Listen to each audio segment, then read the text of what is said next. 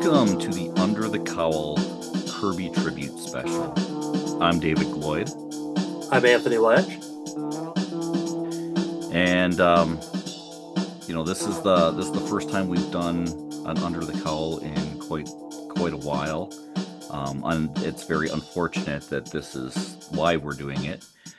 Um, but for those of you that are familiar with Under the Cowl, um, you know Kerby, who is a big part of Under the Cowl, particularly the uh, the stuff that came after COVID when we switched over to the remote Zoom videos and things like that.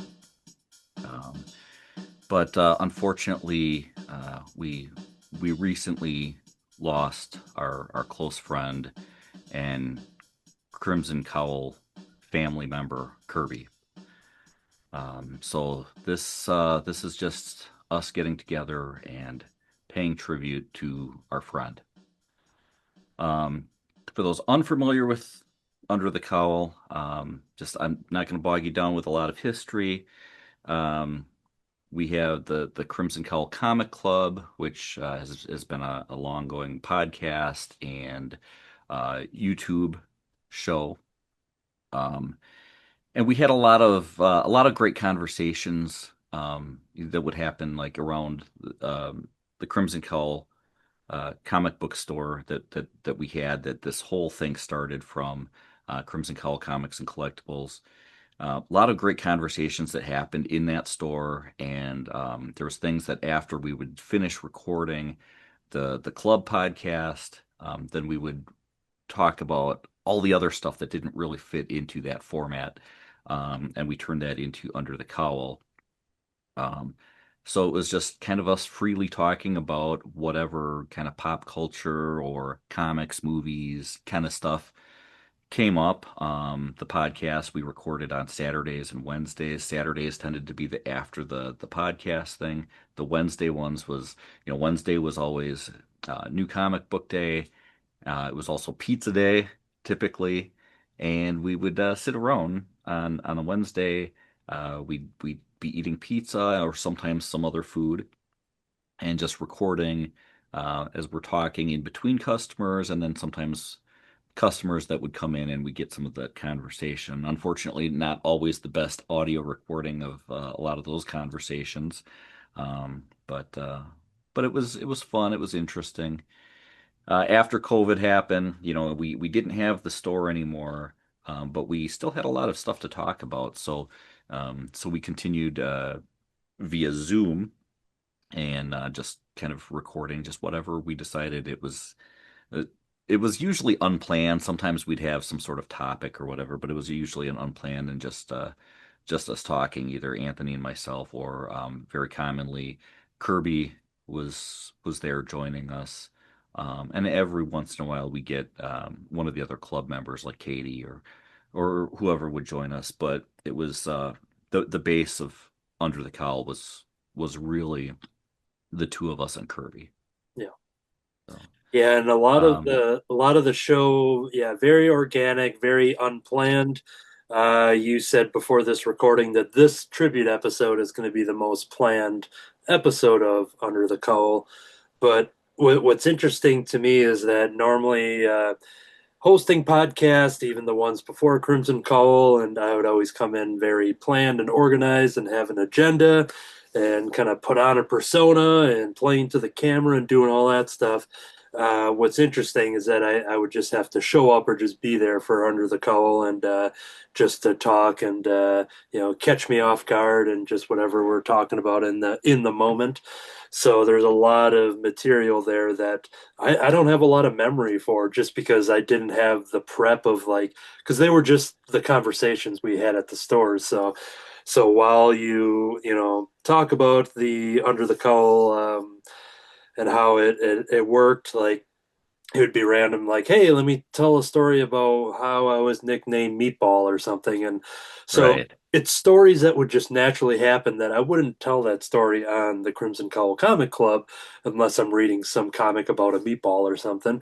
But that's what's interesting is that there's so much from Under the Cowl that I don't remember mostly just because of the organic hangout. It'd be like, oh, was that recorded hangout or just the normal hangout that we had anyways? So that always made Under the Cowl a little extra special just because it was more spur of the moment and unrehearsed. Yeah, so I mean, I think about that a lot. Even thinking about my relationship and experiences with Kirby is that a lot of that, was able to be captured because it was, we were doing Under the Cowl and we were talking, and whereas the Comic Club podcast, that had this format. It was planned out and whatever. And yeah, we got to show a little bit of ourselves in doing it, but Under the Cowl was a lot more just us being us. Yeah. Um, and I mean there's definitely some episodes where I'm like, oh, I don't know why we probably shouldn't have recorded that. That shouldn't be on the internet. Uh, but there's a certain sandwich review that comes to mind Mm. with some of that. But but it was really us being us, hanging out, and we were just recording and sharing ourselves with whoever wanted to tune in. And I guess we should just mention, if you want to talk about it now, just how, this all started and how Kirby got into the fold of Crimson Cowl. Yeah, because there's a lot of history there, and Kirby played a huge role in the comic book club, in Under the Cowl, in the comic book store itself, in the group, that came about and exists. My goal, and I've said this hundreds of times, if not more, my goal in doing a comic book store wasn't just to have the store. Yeah, I really wanted that, but I also wanted to build this community, and that was a big part of it. That's what I wanted the store to be, is the um, the start of this local community, which at this point it's kind of spread out. It's not even completely local anymore, um, but that was the success that the store had. The store closed the doors. COVID completely killed the store and any plans that we had for it. But the community that we built exists to this day. I mean, we still talk all the time. The club podcast is a thing that goes on. People are still friends. There's still things that we do outside of this. Movie nights and stuff like that I recently, you've talked about doing that and stuff like that. But we've become friends. We've become, like I call it, the Crimson Cowl family. And we all participate in our own ways and to varying degrees, but we're all still a part of it. There's not really anybody who's completely just dropped off the face of the earth and doesn't talk to each other. Even Eric, who's moved out of state, he still participates periodically in the club, and um, so we we have that. And uh with Kirby passing away, that's the first loss that this family has ever experienced. Um Comic book store aside, because that was a pretty big loss Yeah. too, but um Yeah, no, that was something that I never really thought about being a possibility. I think I mentioned some of this stuff in person, just kind of talking about, maybe someday the club, would end as far as like a podcast or something, or just, based on availability and things like that, recording weekly turned into twice a month, but a lot of that is just me juggling other projects and such that are on the plate. But I never really, I never expected that. Even if the podcast was gone, I figured we would all still be friends regardless. But I never even thought of the possibility of having to address it and deal with it of a loss like this. And somebody, like you said, who was a big part of the storefront and the community and the family, but then the podcast side of it, a voice is going to be gone to those that didn't know him. So people that listen to the shows, whether they know us or not, there is going to be a big portion of that that will be missing now. So Yeah, this definitely creates a massive void. And I don't even think that we've really experienced that yet because we haven't jumped into recording just a regular episode of something or whatever. And yeah, people miss. I mean, I've missed the majority of the club meetings for the last 140 some yeah, episodes. Because I think I was really regular, very rare that I missed anything up until the 200th, and we're like 340 something of that. yeah, And I've only been there for a handful of those, which is something that I regret more now. Um, I mean, I understand it. I mean, I had a very busy life. I was working multiple jobs. I started doing my own comics and things like that. And so the time to do the club podcast, I mean, even just the time to read comics to talk about on the podcast were very limited for me. Um, but I never really thought like I might never get the chance to do another episode where we're all potentially there. yeah. And thankfully, within the last month or so leading up to his passing, that you were showing up a couple more times, more than often, more than you were. So you at least had those that happened, this year that you did have some recent episodes, Yeah. along with Dr. Kurtzstad as well, with him having a long hiatus from the show and then just coming back. And I know Kerby was always excited that when an old friend returned to the show, and whether that was you or now Dr. Kurtzstad, or even when Eric made the return back to it.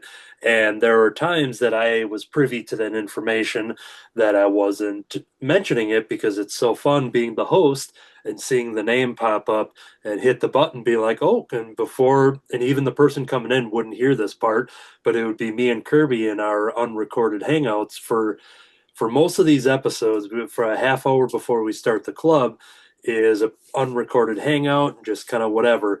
And Eric would typically show up if he's there for that week, but otherwise it's basically just one on one with myself and Kerby, and then as well as Shelly in the background, Shelly, his wife, Yeah. and so I would see an alert come up being like, "Oh, here's somebody that he doesn't know is going to show up." I'm like, oh, we have somebody showing up here. And I've just kind of played out.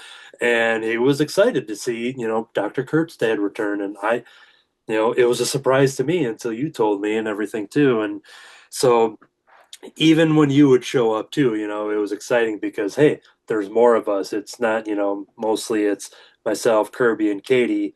And the show would go on regardless, but it was always fun to see an old friend. Yeah, and I would always leave it kind of a surprise if I was showing up, because most people, and we have a group, a private group Facebook page that we share information on what we're going to discuss and things like that. And usually people will chime in on there if they're going to be there for that episode or not. But I never do that. I always just let you know Yeah, in a private message that, hey, I'm going to make the club this episode or whatever, and then it can be kind of a surprise. So it always throws people off. yeah, yeah, And then yeah, Dr. Kurt's dad doesn't do a lot of participating. Sometimes he'll chime on stuff on that, and we're never really sure if he's seen it or yeah, not. But then he'll let somebody know that he's going to be there and what books he's bringing to the table and whatever. So it was always nice to do a surprise. Um, but let's talk about like how how Kirby came to us and go into like the importance, what a huge role he's played in um everything that we've really done since then. And it starts with you and with Shelley.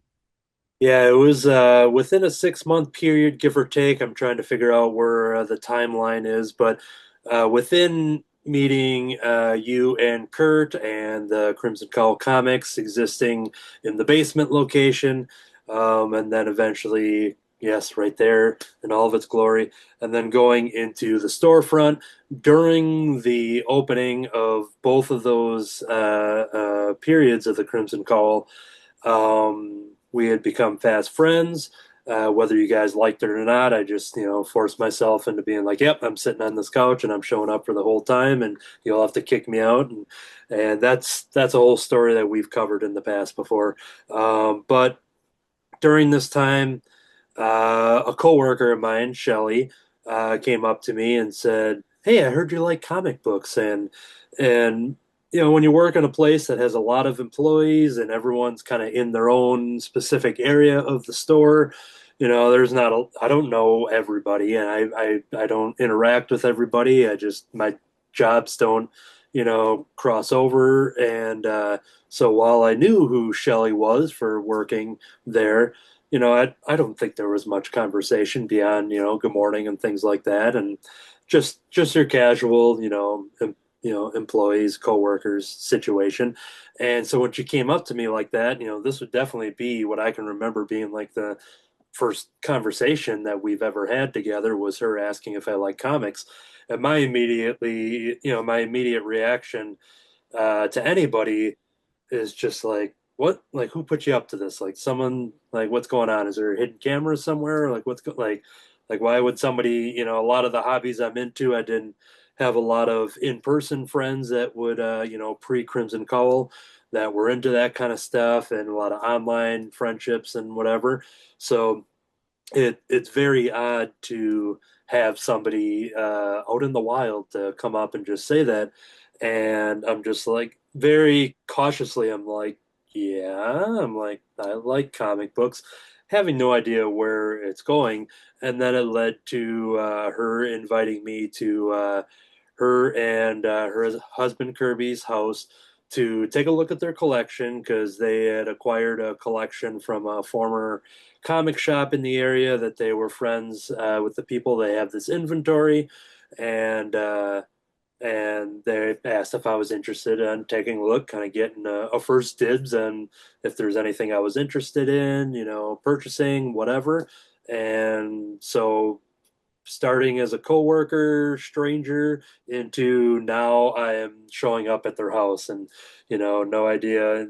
And I show up, and now I recognize Kerby with being a customer, and I'm like, oh yeah, I've seen that guy before, but I'm sure, nothing more than just a simple hello. Same thing goes with Jim from the comic club, that he was a customer at my place of work, and just the normal hellos. And then when he walked into the Crimson Cowl, we were both like, "Oh, hey, there's that face that we see like 3 times a week." And the very next time when Jim showed up at the at my place of work, right away, we're just talking about Batman. It's not, "Hey, good morning, how's it going? Pretty good. All right, see you later." It was, now we're just talking about Batman. Like, "Hey, did you read this? Blah blah blah." So very quickly, when you find somebody who shares a very geeky obsession, it doesn't take much to be very trustworthy of that person and immediately want to know more. So here I am in Kirby and Shelley's house, and I'm starting to see all of this geeky stuff that's resembling my place that I live in, just being like, whoa, this is, other people live like this too. And I see these collections, and Shelley's a huge fan of vampires, whether that be books and movies and TV shows and collectibles and such. One of the big properties being Buffy the Vampire Slayer. So once I found out that there was another person, not only in the world, but in the state and in the zip code, that had a Buffy collection, because I had never seen that in person. And I'm going through this stuff, and then finally, getting to look at the comic collection, and what was probably in my head going to be a very quick hangout, whatever. I think it was a couple hours just going through all their stuff, just to look at their shrines and displays, and then finally get to the comics. And during that time, once again, strangers turning into fast friends right there in an afternoon. Um, then I'm like, well, hey, I have these new friends that are either have opened a shop or are opening a shop. I forget the timeline on when that all happened. But I'm like, hey, I could send you their information because this would probably be something they're very interested in, getting some inventory and what end up being consignment deals and such. But what they let me do is that while they're trying to downsize some stuff, um, I walked out that day, basically kind of like how you put post-it notes on something, being like, all right, dibs on this item, dibs on that item, making lists and checking it twice, all of that fun stuff. And they were very gracious and kind to give me huge deals on some of the collectibles before they would show up at the Crimson Cowl, and things that were just, I should have paid way more for, or things that they gave for free. And, that's one thing that you'll learn about those two, and they're very giving people, and I witnessed that there within the first official meeting of them through that the geeky collections and everything. But once I had that idea and just being like, oh hey, I'll send them this information, and that would eventually lead to you getting to meet where I don't quite remember that stuff, and maybe you have a better recollection of it, but that's essentially one step into getting Kerby into the Crimson Cowl family. So Yeah, and honestly, I don't even remember that much about our first meeting, the first interaction. I know Kirby and Shelley came in there, and I just feel like the first meeting gets merged with different meetings because there were a lot of times that they showed up and they had another load of milk crates full of comics. But but yeah, you had put them in touch with Kurt and I, and Kurt and I kind of talked about what we could do as kind of a like a deal that we would offer them, and we worked it out, and we kind of had this deal. So all these comics, and there were a lot of them. They would slowly come to the store, and Kurt and I would go through them and put some sort of a price on them, put them out for sale, and we would have a sticker. It was usually like an orange sticker that would say RH, which stood for Rainbow Harvest, which was the comic book store that all this stuff came from. Um, and so we'd have the RH sticker on them, and then we would know that if we sold that, then that percentage had to go to Kirby. Um, and usually it was me that would be there, and Kirby and Shelley would show up, and they would just you know bring in a load of milk crates, and we'd store them in the back room. Much later down the road, we had so many of them that we actually had to rent a whole separate room in that building just to house the comics that we got from Kirby and Shelley. And it was just packed, and we'd pull them out and we'd start to go through them. And that was the basis. I mean, our back issue selection started out as it was mostly my comic book collection. That's how the store's comic book back issue selection started. And we, you know, suddenly doubled the amount of back issues and then tripled it. And we were adding more and more tables to our store where we had the long boxes sitting out, and we would just fill them up with all these comics. And it was great for the store because there were a lot of customers that came in just to look at back issues. yeah. They didn't care about what was on the rack, the new stuff. It Especially was the when you back knew that, issues, and they'd go through them. especially when you knew that like maybe once a week there'd be different books there from the previous week, which is exciting to see. Yeah, so we're constantly trying to add what we could out there. And I mean, it took some time because we had to go through them. We had to figure out like what was sellable, and sometimes we'd have stuff out there, and we'd actually have a customer that would be like, because we put it out there, we felt like we were putting it out there like too slow, but some of them we'd put the stuff out there and we'd get a customer, and they're like, "Are you sure that this is all that you want to charge for this?" And then we'd have to go back and look at it because it was worth a little bit more. Um, and Mondays to get customers in, we would always have discounts on back issues on Mondays because it was a slow day. But that helped, and people would come in and look at them, and Kirby agreed to taking a discount. Actually, Kirby and Shelley were really great about that. We were able to put whatever price that we wanted on those comics. So it didn't really matter. He was just happy to help, and they were getting something for him rather than having all these comics sitting and taking up so much space in their house. Yeah. Um, but it really did. It it built our back issue business up so much more than what we started off with, and brought in enough money from that that we were able to then start buying back issues from other people and adding those in, and so it was a huge help, because otherwise we would have just had like this small little back issue area.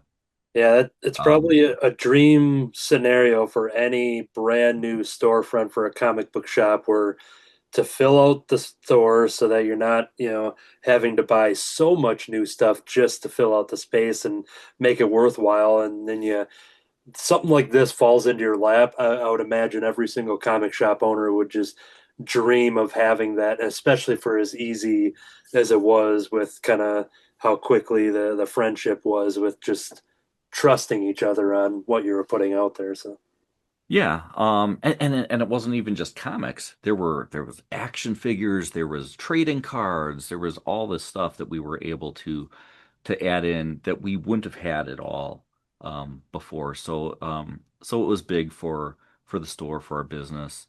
Um, it was definitely this mutual thing where it was helping them out, it was helping us out, and a lot of times we weren't even giving them money for what we sold. They basically ended up having this credit account. yeah, So while there were times that we gave them some money, more often than not, they'd come in, they'd buy new stuff, and we yeah, would just take it off of what we owed them. So that was an even bigger win for us, because that we didn't have to have that cash that we're trading in, and for a small business, a struggling business that we were constantly having to put our own money back into the business. That I mean, it was a huge help for us, and it really helped grow the business with the amount of customers that would just come in, and we'd have back issue guy that just came in, every Monday, going through the back issues, hoping for some new stuff. Um, and yeah, I mean that was a big part of it. And every time that they'd come, I mean that was my interactions. Usually I was the one that was there. When Kirby and Shelley would show up with these shipments, and they'd bring them in, and so that's how I started to get to know them. A lot of times was when they'd come over for that stuff, because it was usually when the store was really quiet. So we'd talk a little bit as they were bringing the stuff in. Um, but it wasn't long before it became more than just like that, those business transactions. Um, like I said, they came in and they shopped, but it's also that we had the comic book club, which started out as just a club where we're meeting and talking about comics. And then you threw out the idea to do the podcast because you'd done, you know, those before. yeah, Um, you had AB conversations, um, those ones and whatever. And so I think you pitched the idea of doing the club as a podcast. yeah. When we Eh, were when we were in the basement era, it was your idea to have bring in the community, have people talk about comics, and serve as that. But then going into the store, being like, hey, there's this back room that's not being used for store shopping or anything. Giant table in there, and basically start organizing meetings. So very similar to what happens at the comic club even today, as far as people talking about certain things, but it was very organized except zero recording. And then it just got to the point when it clicked in my head. I had one comic book podcast that was on hiatus that I had a feeling that it wasn't going to return. And then it just kind of hit, just being like, oh, this we're kind of doing it right here. And we got a bunch of more voices, because I was doing a solo one for a while, and that's that's an hour of listening to me talk to myself about things that I read and just felt kind of pointless. And then when I realized I had these, you know, customers and strangers coming in, people being invited in there and sitting down. And once everyone, was okay with like, oh, we'll just do an audio recording. There's no video, and this is the days before Zoom and all that kind of stuff.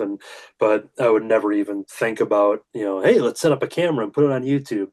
Done a lot of YouTube stuff, but that wouldn't even cross my mind. And then and then that's when Kerby started getting involved, and this is something that he has said to me, and he talked about he's always read comic books, and he talks about the his grandpa's comics and things that he would always get excited for reading as a kid. But like a lot of people, there's a certain period that you just put comics away. I've had that period. I'm sure you've had that period. Yeah. Part of the natural role of a comic book reader. And at this point I was in my highest of being a reader and trying to help support the shop and read more and just enough to review and kind of earn the right to host a comic book podcast, because even if somebody's talking about a book I haven't read, I'm very familiar with all of the creators and the storylines and this and that. But Kerby would say that because of the podcast and us and us meeting on a weekly basis to talk about comic books, that got him excited to read again. He said it a lot about how if he reads something, it's very shocking if he reads a book that doesn't have pictures in it. He'll scoff at it at times, being like, this doesn't have any illustrations, this is just a this ain't a book. And so his love of comics was reignited, and that was due to the Crimson Cowl Comic Club. And then he very quickly became a very important contributor to that, because a lot of times it'd be like, well, I don't know, I read 35 new books this week. I'm not going to talk about all 35, so I hope other people are going to bring some stuff to the table, because I will if I need to.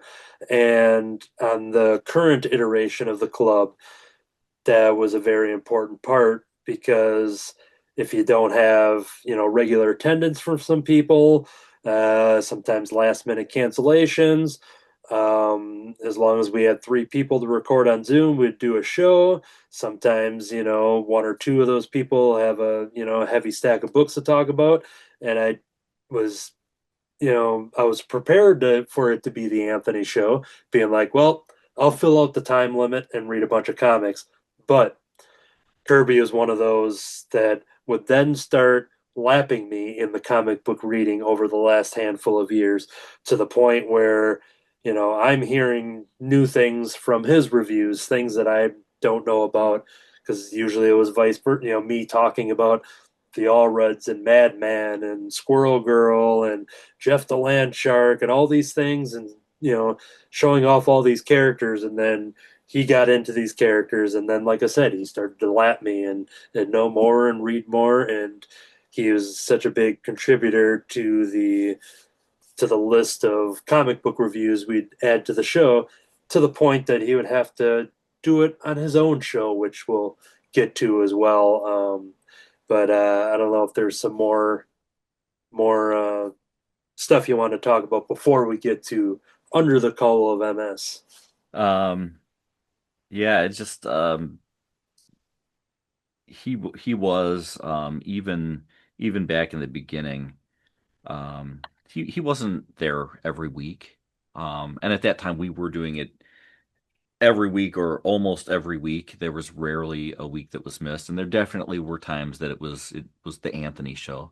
Yeah, But he was there for a lot of them even early on, and definitely I hate to say this. Luckily, I'm getting back into it. Dr. Kurtzstad is getting back into it, because I feel like there really were a lot of times that if Kerby hadn't been there, like the the club would have had nothing. It would have had to have been the Anthony show again. yeah, In which case you probably wouldn't have even. bothered to record. And a lot of times we did cancel because the attendance was just not there. Yeah. Um, so if I weren't coming back into it more regularly and Dr. Kurtzstad wasn't coming back into it more regularly, um, it feels like at this point, like the club would be a lot less frequent than what it is right now. Yeah, Um, there's definitely a timeline with what you said without you coming back, and especially with Dr. Kurt's dad, with him bringing a lot of titles and a lot of stories behind the titles and deeper reviews and meanings behind his reviews. Kerby brought a lot of that too. A lot of my reviews are just very like I love this, I love this. I don't think about what I'm reading so much. I enjoy in the moment, but then guys like Kerby and Dr. Kurtzstad would have a little more like philosophical reactions to what they're reading, and one thing that Kerby knew, was a nitpick. He was very upfront about knowing it's a nitpick thing. I would start to smile and slowly shake my head because we both knew what was coming when he would mention like like a reason of being like, if it's a space story, being like, well, how could this exist within space because of this, and like bringing a lot of science into it. And in my head, I'm just like, it's all just comic books, it's all just yeah, fiction, and that's how I read the stuff. Where I'm like, yeah, I don't really think about the logistics of everything, but that goes to his credit of how much he got out of a fictional story, because he right down to a little detail of something that he would talk about in a review, and I would look back at that issue I read, being like, "Oh, I didn't even notice that little artist detail, that something he picked up and read and would bring to the story, and just whether it meant something bigger or if it kind of negated." It was a plot hole of some sorts. So there was so much that he had brought, and without him bringing all the books that I could count on him for bringing, without Dr. Kurtzstad bringing his stack of books, there is a timeline with Kerby's passing where I think about, all right, are we doing this once a month? Are we not recording anymore and we're just kind of hanging out, but then also talking about what we've been reading, but not necessarily doing it in a recorded, rehearsed show fashion of let's cut to this and let's cut over to here and now on to this. There is a version that if we didn't have some of these people show up in these last couple months, which we saw Kerby get excited for to see those faces again, there is a version that the comic club maybe wouldn't exist to its full potential without Kerby there. yeah. Um, as far as the club too, some of the things that I think about with him and him participating is we always tried to do the club picks. And the club picks weren't always for everybody. There were people would sometimes opt out. Um, he typically would like, even if it wasn't something that he would normally read, if there was something that was decided that was a club pick, he was always willing to try it, even if it wouldn't be like his cup of tea. And another thing that I think of when it came to his reviews is like, so there's Anthony, who typically will spend his time reviewing the stuff that he liked. Yeah, Your philosophy is, why would I waste time talking about something I didn't like when there's all this stuff that I like that I could be talking about?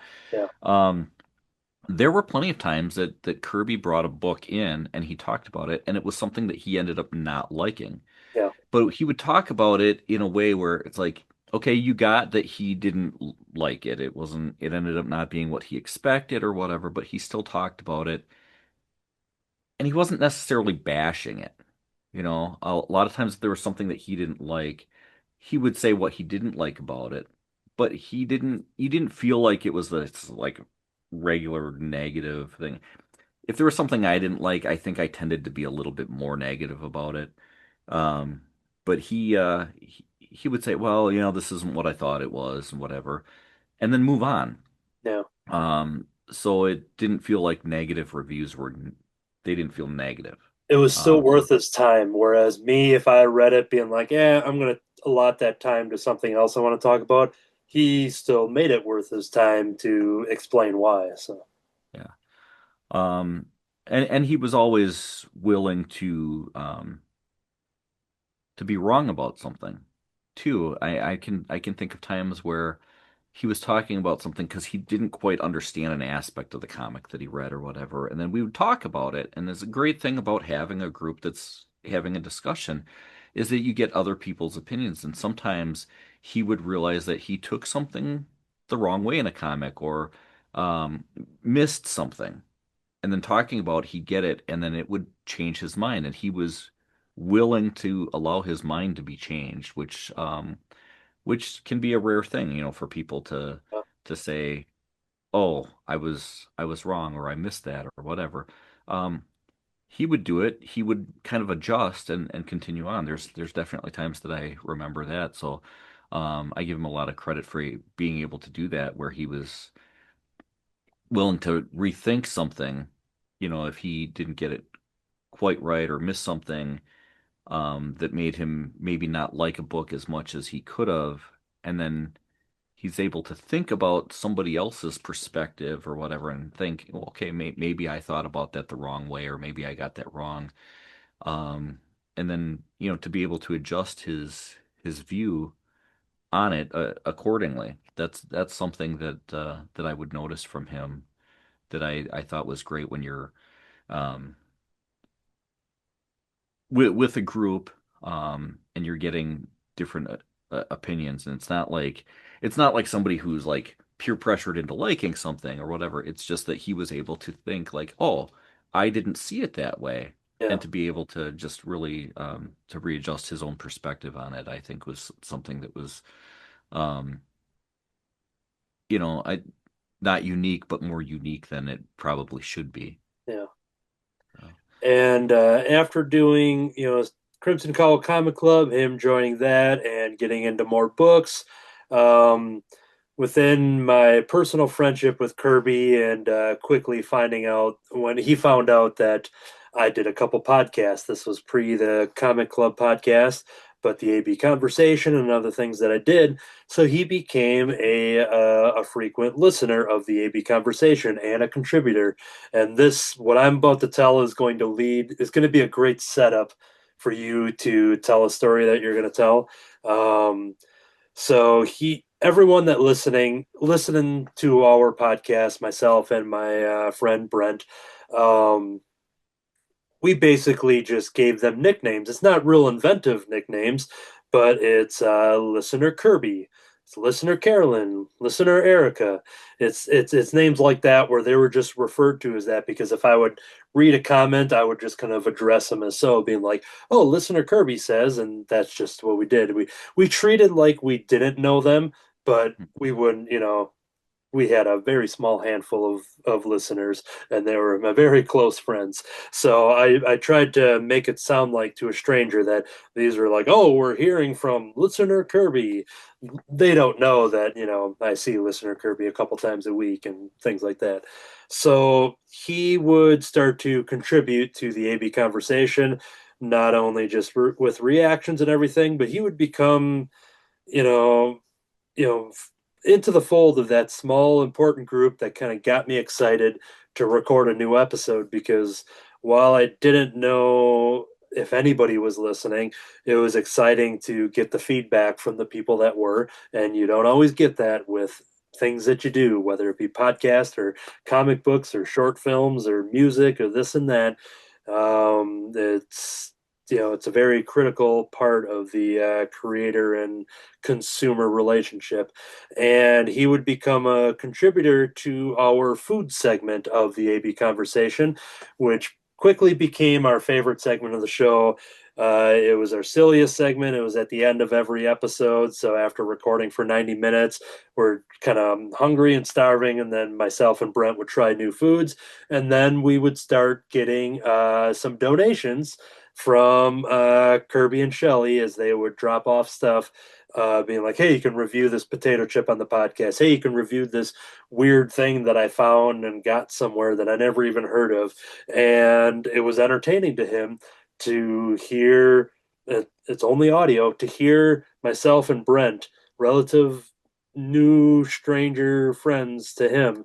Um, you know, Sitting there eating stuff on a podcast, on an Audible podcast, and then hear our take on it, and him loving that food segment probably led to him enjoying maybe food reviews for Under the Cowl, which is my alley oop or assist to you to take it from there.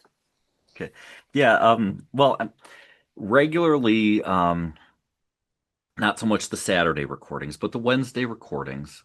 It was a tradition that I think you, Kurt, and my son David, when he worked at the store, you guys started doing this pizza thing for Wednesdays.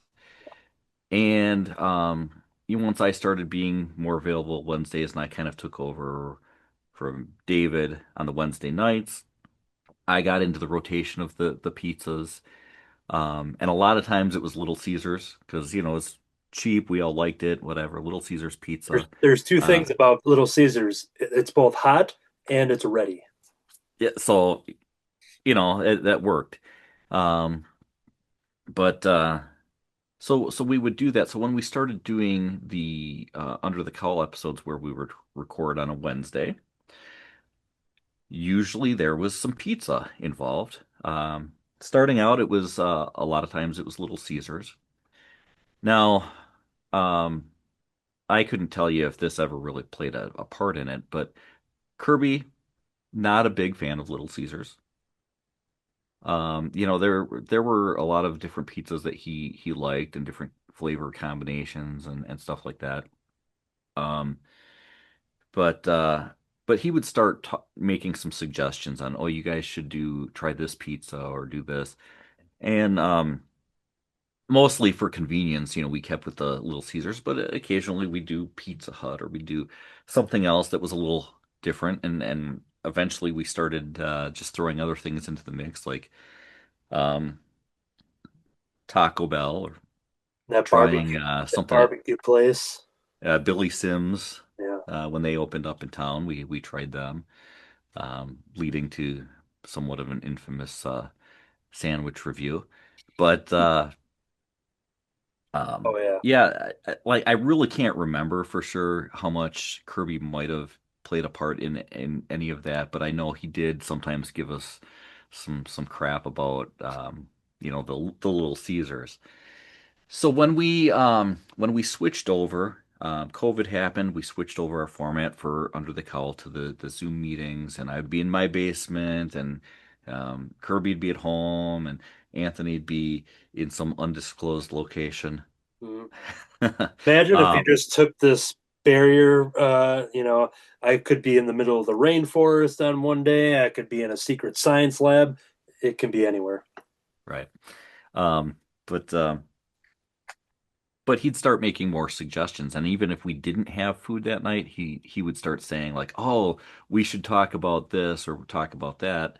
Various types of food. So we'd have some pizza conversations, even if we weren't eating pizza at the time.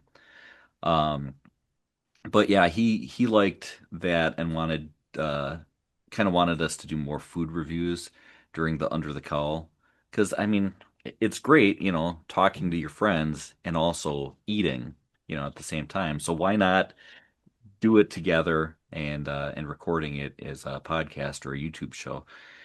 Um, and so when we were preparing to do this, it was too late to really make the change. But it suddenly dawned on me like, oh, you know what we should have done is we should have got some pizza for this so that we could be reviewing pizza, and it's been so long since we talked about it, like I couldn't remember like what would what would Kirby's preferred pizza be, because that would be fitting as if we got a pizza but it wasn't necessarily something that we were going to get, but maybe something that Kirby would do and eat some uh Kirby picked pizza and kind of review that as we're talking, but it was too late to do that. So I'm still going to throw in a food review, because as it happens, I tried something new that was my breakfast this morning. So I'll give a quick review on that in honor of Kirby. Um, I just just yesterday saw something. Apparently, it's gone around the internet a little bit, like an omelet thing where you mix an egg with mayo and put it together, and it's meant to be microwaved. So you mix an egg and a spoonful of mayo, whisk it together, stick it in the microwave. That seems very simple for an omelet. To me, that's like an egg with mayo. So I did add a few things. I added some cheese and a little bit of seasoning in there, but I tried it, and I took my egg and I took my spoonful of mayo and I whisked it together because it specifically says whisk, not, mix with a spoon or whatever. I did start with a spoon, and I see why you need to whisk it because it was very clumpy with mayo if you didn't uh, Mm. whisk it. So I whisked that. I threw a little cheddar cheese in there, a little bit of seasoning in there. Not overdoing it because I wanted a little flavor, but I also wanted to taste the finished product and what this would be. And I stuck it in a microwave, which we actually just happened to have like a microwave dish meant for eggs. So I threw it in there, microwaved it, and I pulled it out and I ate it. And um, so it says it's this light, fluffy omelet. And I will say it did make it light, fluffy, and whatever. But you could still taste the mayo. So if you're like Jimmy Fallon and think mayo is disgusting, this probably isn't for you. Um, but what it made me think of is a good alternative to somebody who likes like an egg and cheese sandwich, but maybe you're on a diet where you're not eating bread or whatever. Because it's still got the egg. It had the cheese that I threw in there. It had everything but bread. It even had the mayo. And it wasn't like this overwhelming, oh my God, this tastes like mayo. But I will say, it tasted more like mayo than I would have liked it to taste like. So if you're looking for an easy to make, light and fluffy egg omelet kind of thing. Uh, this worked. Me personally, I would cut back on the amount of mayo that was in there. I would maybe try adding some other stuff, maybe some ham or peppers or onions or something like that, making it more of an omelet kind of thing. Um, and seeing, but it's not something I would bother with regularly. But it was a thing. I tried it. And there you go. In honor of Kirby, we've got a food review. Well, I'll follow that up with what I had for lunch, which was a hamburger out of a Nesco pot in the break room at work, and it was good. Oh. Two food reviews. Yeah, I mean, you got to have a food review for Under the Cowl. Yes. Um, so I guess with the end of that story, I think this is a good place to put in some words from some other members of the Crimson Cowl family. First of all, I want to say to Shelley, you are certainly in my thoughts. In fact, one of the first times I met Kirby, you were along with him at the comic shop, and I could just see, and every time you showed up at the show too, I could just see how much you guys were in love, how much you enjoyed each other's company and enjoyed life together. And overall, that's what I remember most about Kirby, this person who just loved life. And I know he had illnesses he struggled with, and yet he still, every moment was filled with passion and a certain amount of joy. It was always fun at the comic club to see him go over his reviews for the week. Most of us tried to keep it kind of vague so people who might read the comic books would not have any spoilers, but Kirby would go over every frame because he was so excited about Beetle Bailey or Jeffrey the Land Shark that we'd get this running commentary on the entire comic. And I just had to smile every time he would share one of those things. That love of life is that joy about things is something that I will always remember about Kirby.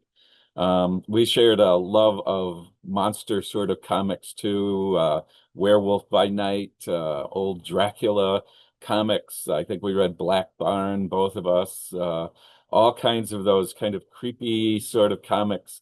But somehow that's also an affirmation of life, that somehow in the midst of these dark realities, there's still always life and new sorts of excitement about things.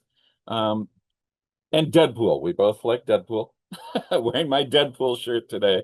Um, I can't help but think of a line from a book about Tuesdays with Maury. Some of you probably read it. At one point, it's a book about how Maury is dying of Lou Gehrig's disease. And at one point, the author writes that Maury was taking as a child and giving as an adult.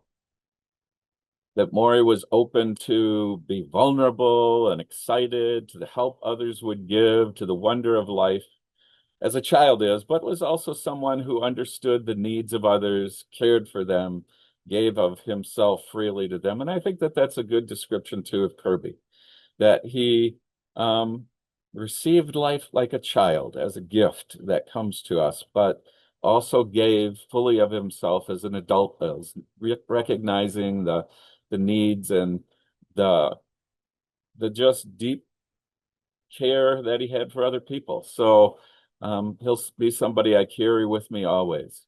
Shelley, you know, we're here if you need us, and we'll keep you in our thoughts and prayers.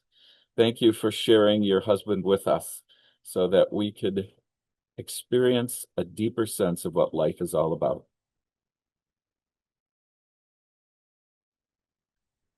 So I remember the first time I met Kerby.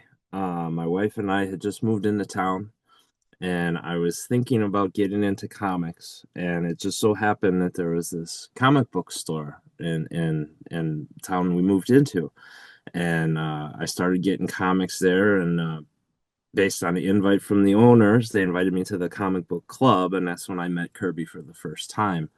It was really just me, David, the owner, Anthony, and then Kerby, it seemed. And then occasionally some of the other members would come in. And I remember the first time I met Kerby, I saw this big biker looking dude. And I'm like, what is this big burly man doing in here in a comic book store? And then I heard him talk and felt his passion of comics. And we kind of became friends. We talked outside of club. He gave me a lot of recommendations on books and stuff that he thought I might like. And we had a lot of similarities, and that big burly biker dude turned out to be like a real nice teddy bear and a real nice guy. And my wife and I, met him and his wife, Shelly, and we went to the movies together and, and talked outside of club and, seemed to get along and liked a lot of the same things.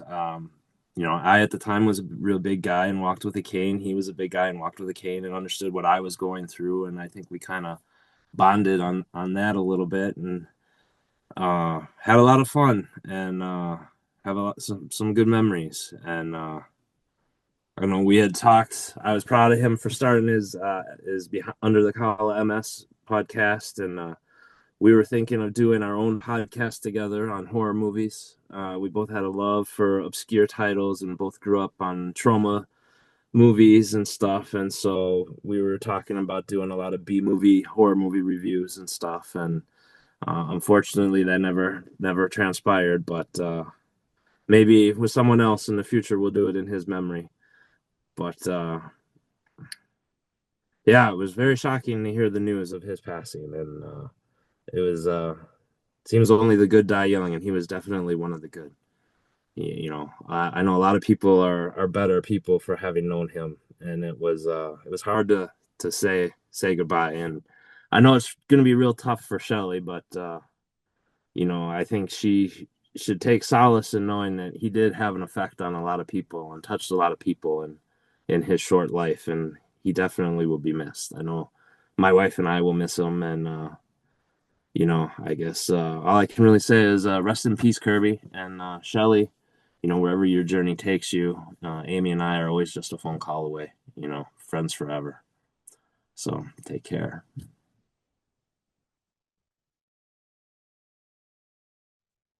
I guess I can say that I really didn't know Kerby that well, but I do know that he has definitely been influential in some of my fandoms. I know that when the old comic shop came, there was a moment where David had messaged me, say, "Stop by the shop. I think there's something you might like." I go to the shop and Kurt shows me a great big box of Punisher comics. Now, I didn't know it at the time, but apparently these were provided to the Crimson Cowl Comic Shop by Kerby. And I proceeded over the next year or two to buy each and every one of those comics. So I do have to say that a good portion of my comic collection is, or for the Punisher collection, is because of Kerby. I also know he directly supported another one of my fandoms because there was a comic convention that I wasn't planning on going to, but then he texted me saying, "Hey, look, there's a Power Ranger coming." And then I saw it. I'm like, okay, well, I guess I have to go now. And because of that, I got to go get a photo op with my first Power Ranger, Christopher Kamen Lee, and found the perfect issue to get it signed. Now, he was never really a big Power Ranger fan, but he was definitely supportive of my fandom.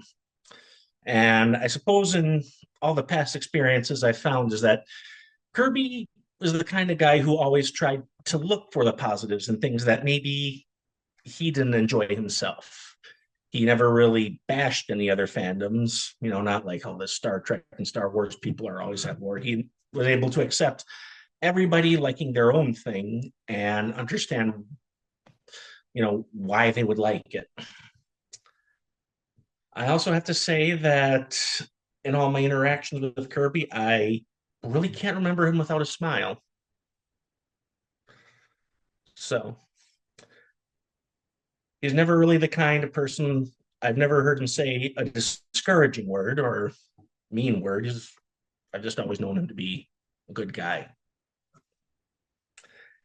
And to Shelley, I really can't claim to know what you're going through right now, but I have seen my mother when my dad passed.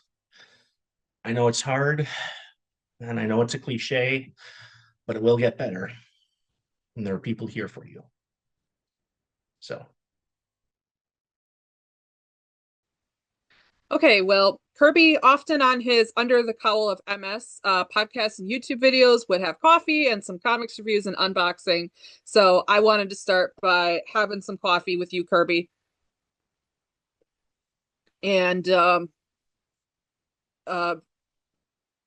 yeah, I am really grateful to be able to talk about Kerby and the incredible ways he's impacted my life and the comic book club. So he has been a reassuring presence on the comic book club for years, and our weekend clubs are not going to be the same without him.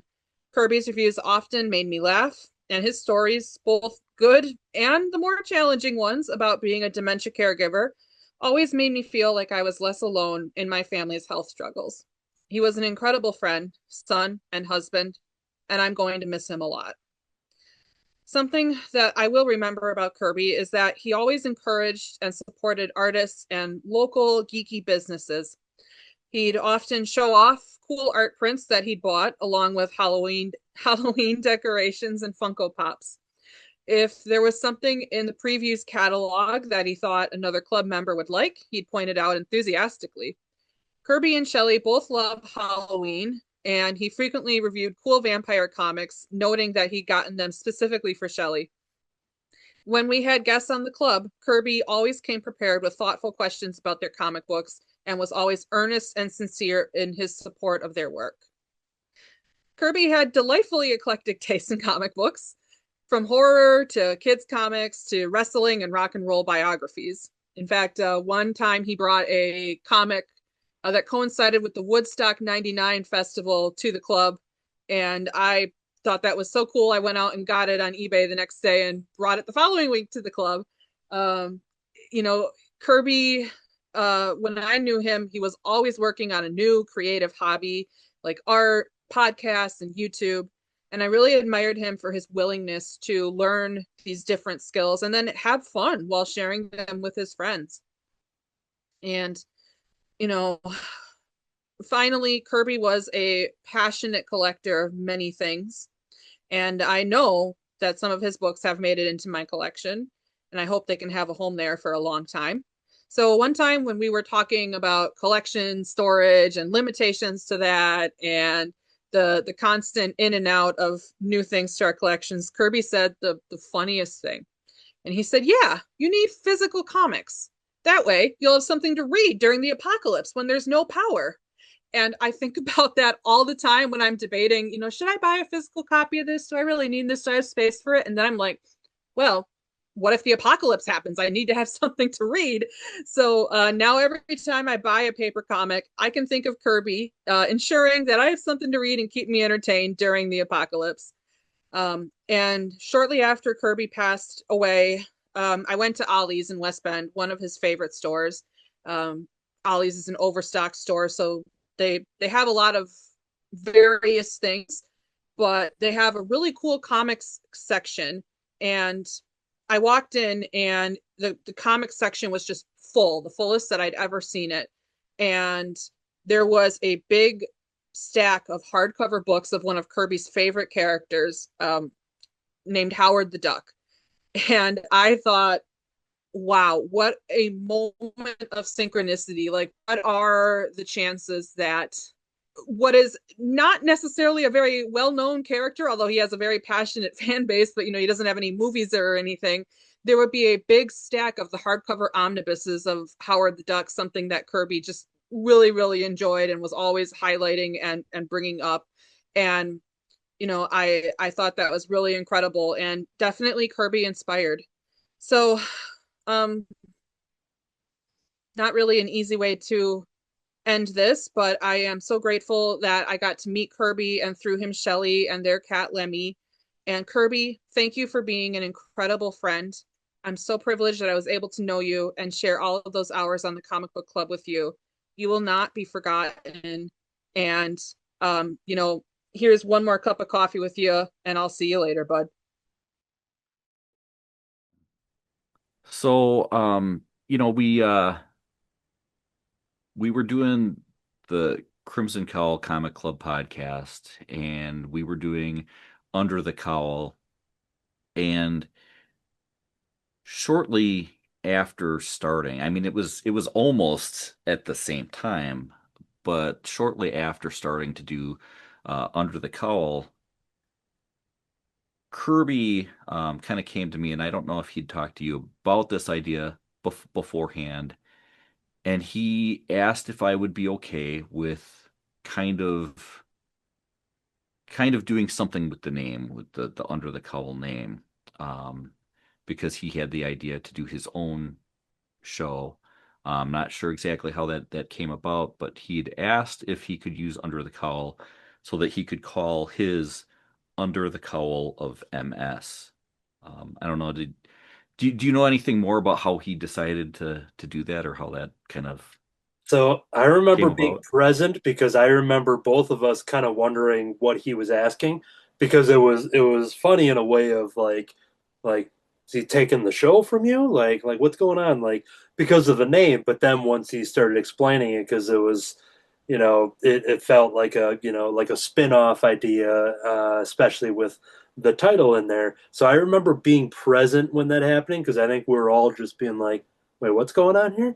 But that would lead to him doing that, which there was a point that I remember he came to me about something, having juggled a couple podcasts where I don't remember if he pitched an idea or just, oh, he started asking about what I used to record and microphones and this and that.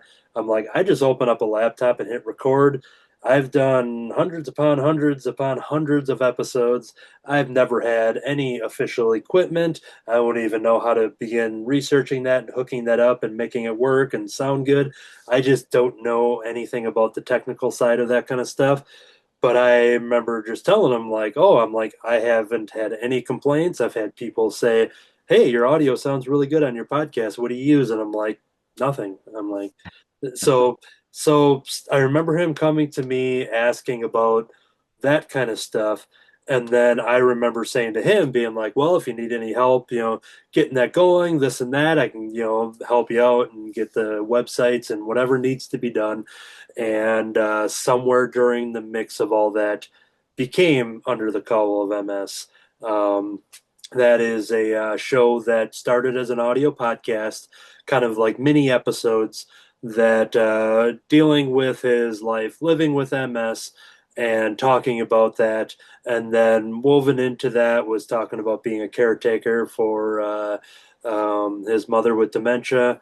He then started expanding the idea of Under the Cowl of MS becoming more of just learning every aspect of his life. And while those are two very important, big aspects of his life, then he found an avenue to start talking about comic books or just doing unpacking videos of if he ordered comics from creators online or whatever. And it just became a show that was almost like a variety show where he would say, too, it's just like, oh, it could be anything. It's going to be this episode on this day of the week. And while they started as short audio episodes, then we started getting them, maybe every day, maybe a couple times a day, if I'm not mistaken, to the point where, I was an avid listener and listened to a lot of them to the point where he was making so much that I could not keep up with it anymore. And whether he's reviewing comics that he didn't do on our podcast, so there's certain things that I would press pause on because, oh, I haven't gotten to that yet.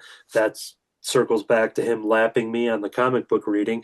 And then he started exploring the video elements and then throwing in drawing segments and just doing a bunch of different things. You do episodes outside and, going for little walks just around the yard and things like that.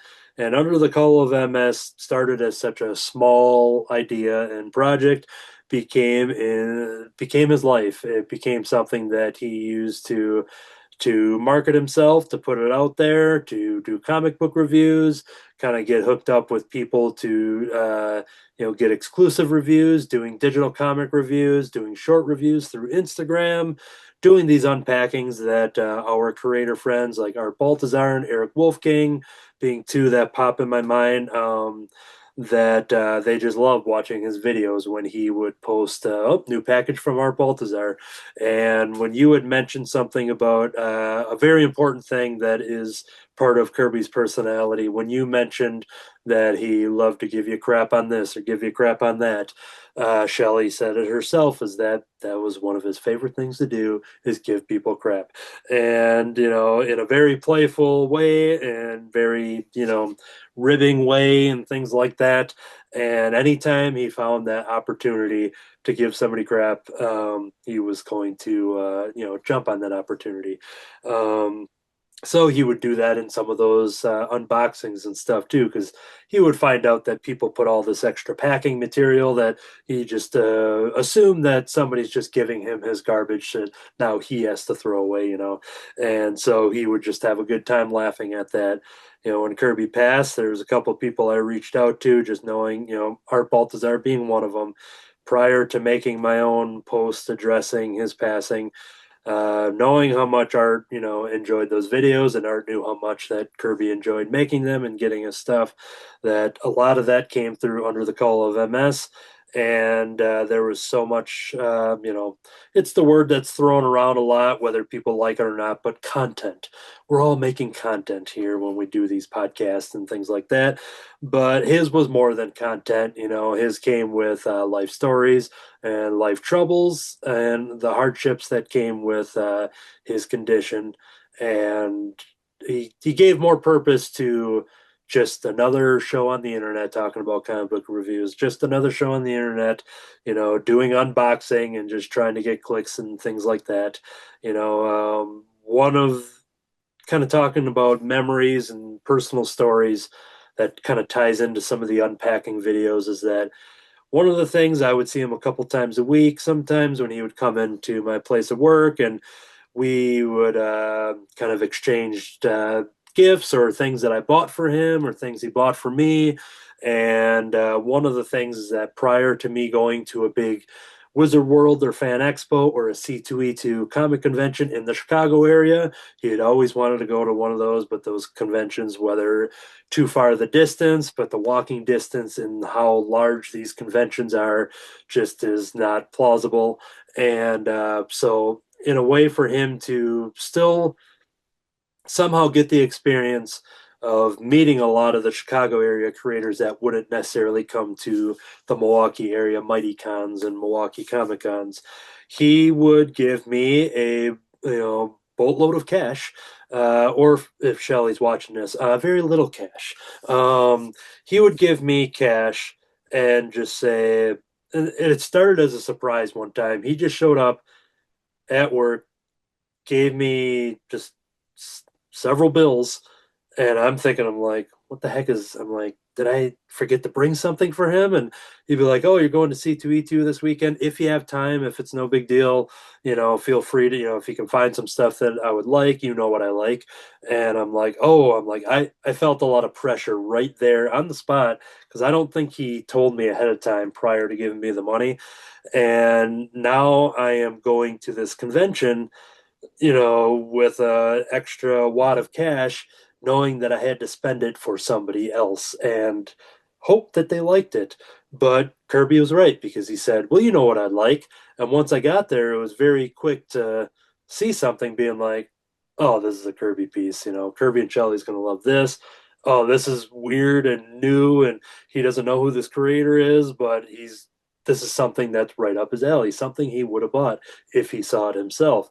So I remember coming home with all the goodies and having spent most of the cash, if not all of the cash, that first round, and very nervously giving him a bag of stuff, and I had all of the business cards attached with it. I showed him. I remember I saw his reaction. It wasn't something that was meant specifically for the unboxing for him to get his first reaction.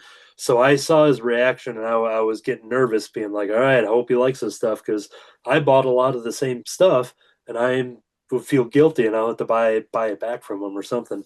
And to the credit of him trusting me and to my credit of trusting my gut, he gave me flawless reviews when it came to coming back with a bunch of stuff that he just loved the characters and the creators and the whatever commission pieces, and he would go on to be fans of theirs and buy more stuff and do more reviews, and that would be a tradition that would happen every single year when I would go to those shows.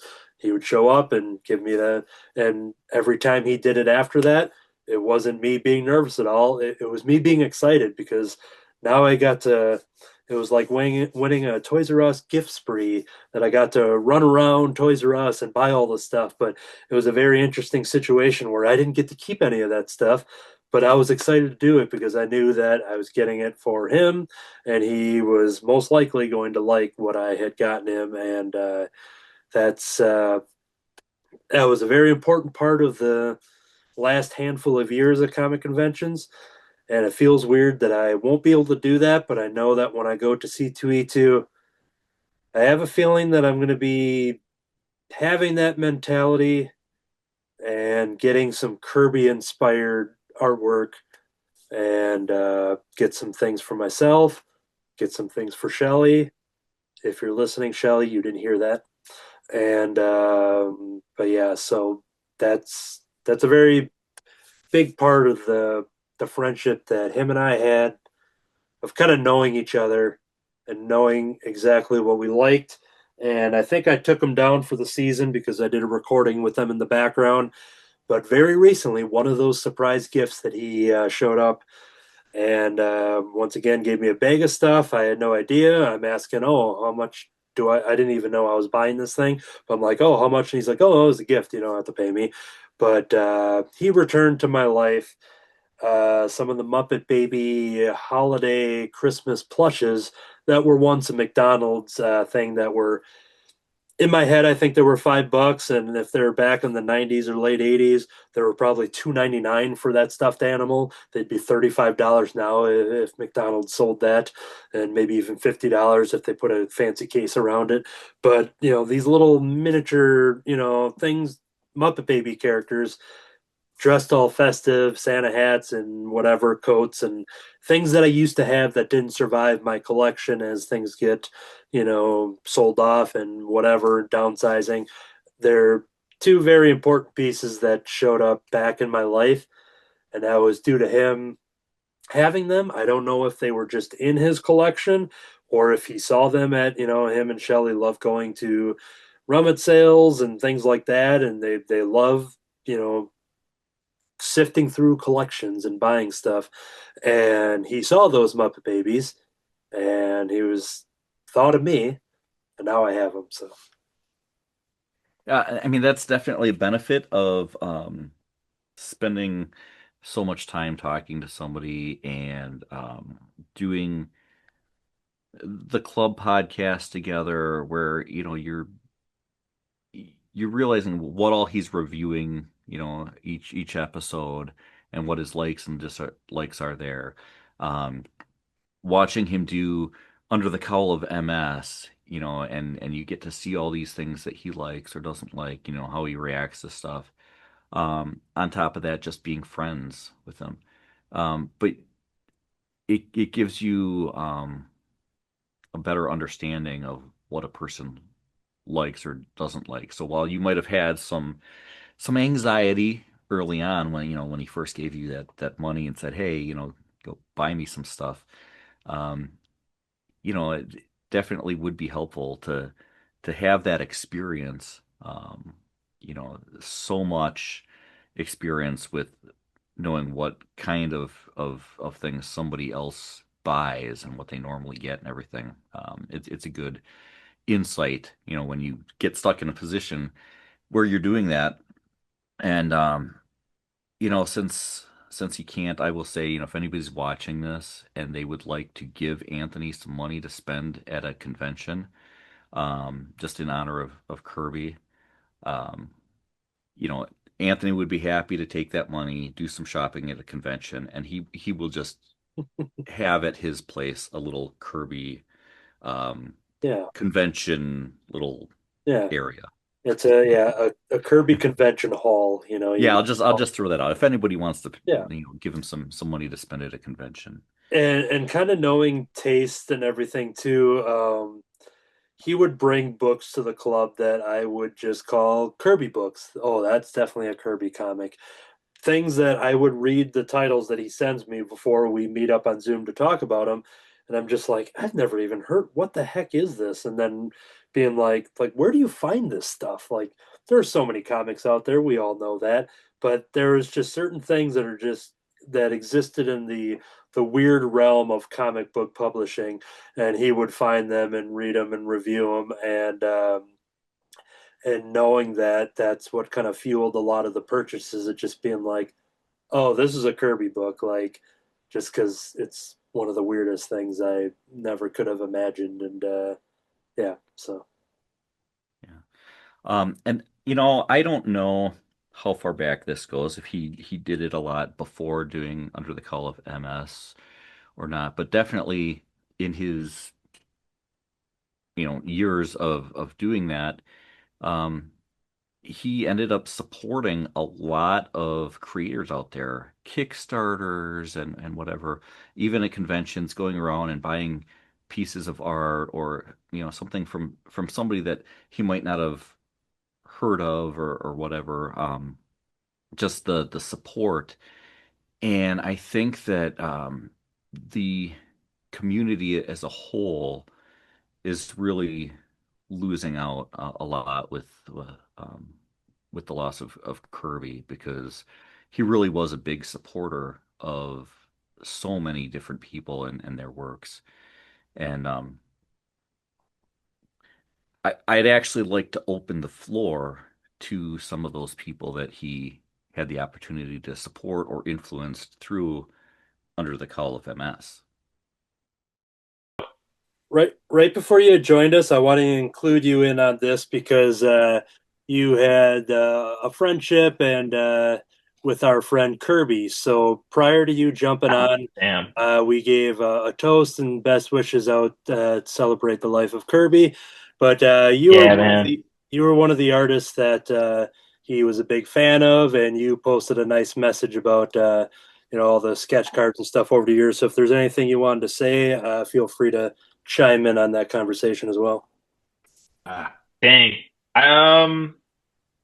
Yeah, no, that one actually, I was speechless for like 2 hours.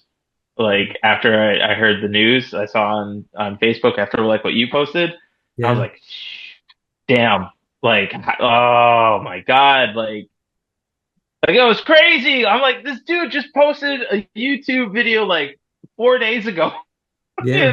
like, I'm like, was it pre-scheduled? I know there was a lot going on too, but I don't know. It was cool. It was always it was so cool watching his videos and him just like unboxing what he got in the mail, and like you could like, and then but the cool thing that I always liked is that you could see all of his other stuff behind him.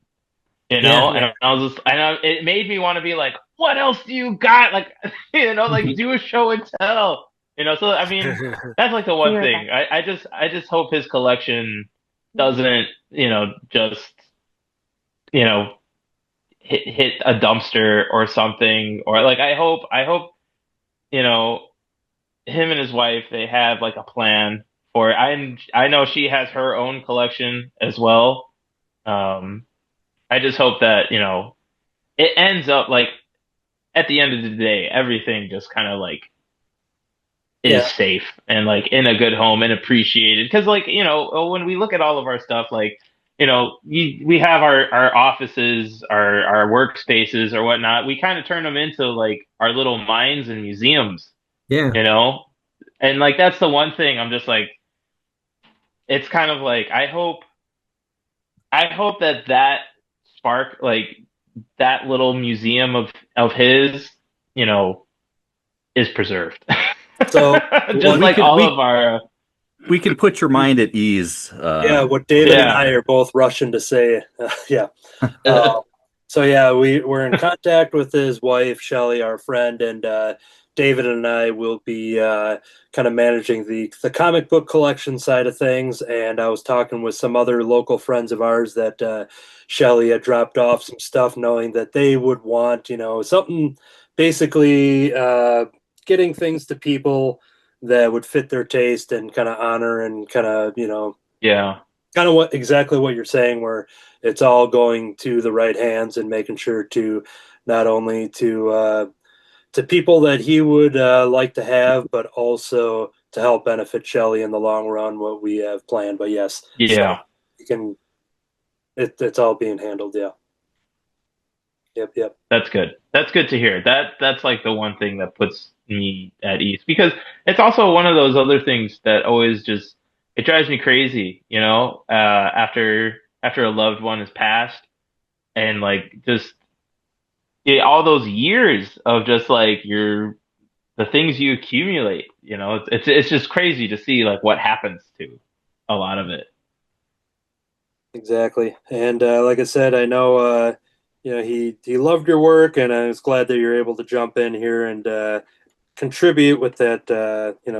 Telling stories and stuff. So yeah, Yeah. if you got it, Yeah, take a swig. he was a great one. Take a swig if you got them. So take Swig. a swig for the working man, for Kerby. We are going to jump over to Brian Lynch. All right. Well, I first met Kerby online through the Crimson Cowl Comic Club with Anthony, Katie, and I believe Jim. And they invited me as an artist over there for my project, comic book Cobbling of Justice. And it was just a great welcoming environment and everything that I had. Right afterwards, Kerby had reached out to me and wanted to purchase some books and everything from me. And I was really happy to do that. And with every order, I try to put in some sketch cards or something a little extra than what the person paid for. Now, Kerby, had found out, was known for his unboxing videos. And he let me know that he was going to unbox the package that I had sent him. And first time I had ever been a part about that. So I thought that was like really kind of cool that someone's actually unboxing my product, my comic and everything. And so Kerby on his YouTube channel sends me the link, said, hey, I did this unboxing. And it was really kind of neat. And I really, besides the Under the Cowl, the Crimson Cowl Comic Club, got to see his personality there. But it really was like a spark of joy in my heart when he opened the package live on, well, not live, but recorded under his YouTube. And I just see his expression just light up. The joy that he felt, I felt that through the camera and everything. He gave a little chuckle.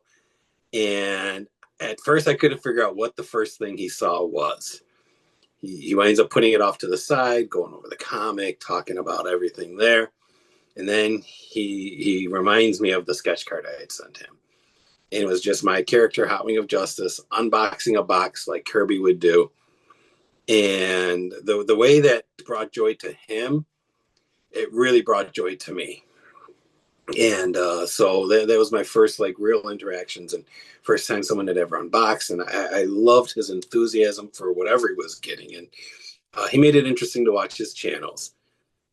Then a mutual friend of ours, Matt Rogers, had suggested that with my character, I come up with a drawing prompt called Balktober instead of Inktober or anything like that there. And I didn't realize this here, but Kerby was going to join. And the interactions and his art and everything like that there, his interpretation for the things. I had what I thought was some really kind of cool prompts and all that there. And he had some really great ideas. And I'm going to share a few of them here. And I'm just pulling up. I thought I had it here. The first Balktober picture I ever had was chicken. Yeah, because my character was a chicken. And when he did this here, I'm like, yeah, I love it. I love the interpretation of it. And that's what I loved about the Balktober challenge is it gave people a chance to really kind of interpret and draw and everything else like this here. Now, I didn't know Kerby was an artist and a great artist at that. And it really, really, you know, again, the spark of his enthusiasm for it and everything was just phenomenal. Another one that he had was birthday prompt. It was also coincided with Charles Schultz's. I forget if it was the Peanuts or just in general. And so Hot Wing of Justice and Charlie Brown looking character. We're celebrating a happy birthday there. Underdog debuted on the third day, so he continued his Snoopy theme, did Underdog and everything like that there. And the prompts just came on. And I won't go over each prompt, but just to kind of show. And what was really neat was that as he's doing these, every once in a while I'd get a message from him like, hey, don't know how I'm going to do this one here. This one was great. This one's mood. And I just love all the different moods and planetary styles and the colors. And this is actually a lot larger size sheet of paper that he put this on. Just phenomenal. Another one he did, Hero. I think that Shadow's kind of a recognizable figure. What I liked about this one here was I had prompted musical. So he did Little Barn of Horrors.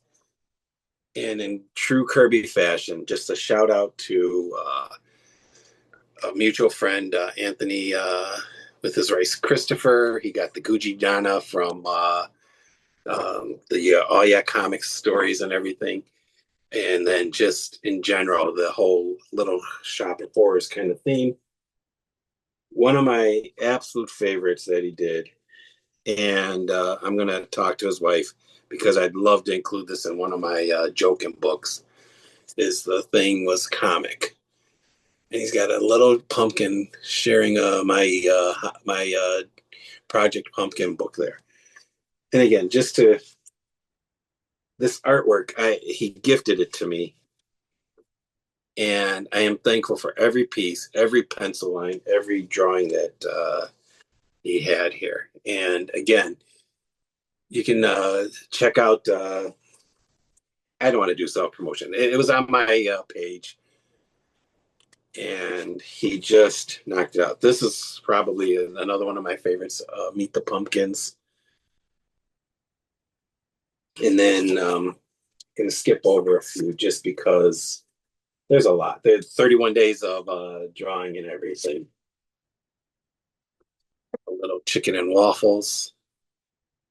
In the animation, the eyes and everything. So, and what I'd like to show, this is another one. Art Baltazar would always do his things and offer a swig. And so I don't know if you can see, but Kerby included Art Baltazar as we're doing this prompt here. And I love it. So this is, oops, sorry. But what's cool is on the back, and I don't know how well the pencils are going to show up here, but you can see where the brainstorming is coming in and just everything about him. One of my other favorites here was the prompt Happy. There was a short-lived show called Happy, and he included that in with this here. A cyborg chicken, and true to keeping the flame, the hot wing of justice there, but in its own way.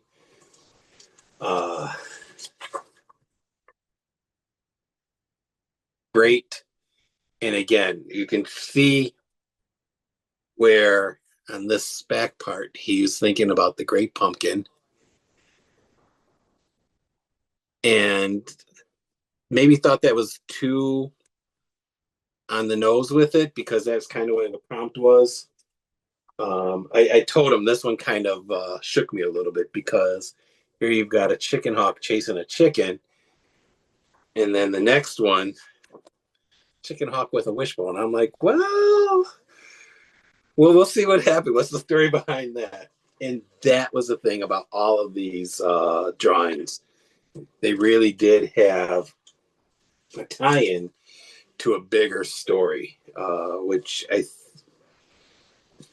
so this was towards the end of the prompts, and it's Attack of the Killer Pumpkins. And there's a bunch of extra drawings here because I think he was really going with the Killer Pumpkin kind of motif. And I mean, we got different squashes there, some scary pumpkin monsters.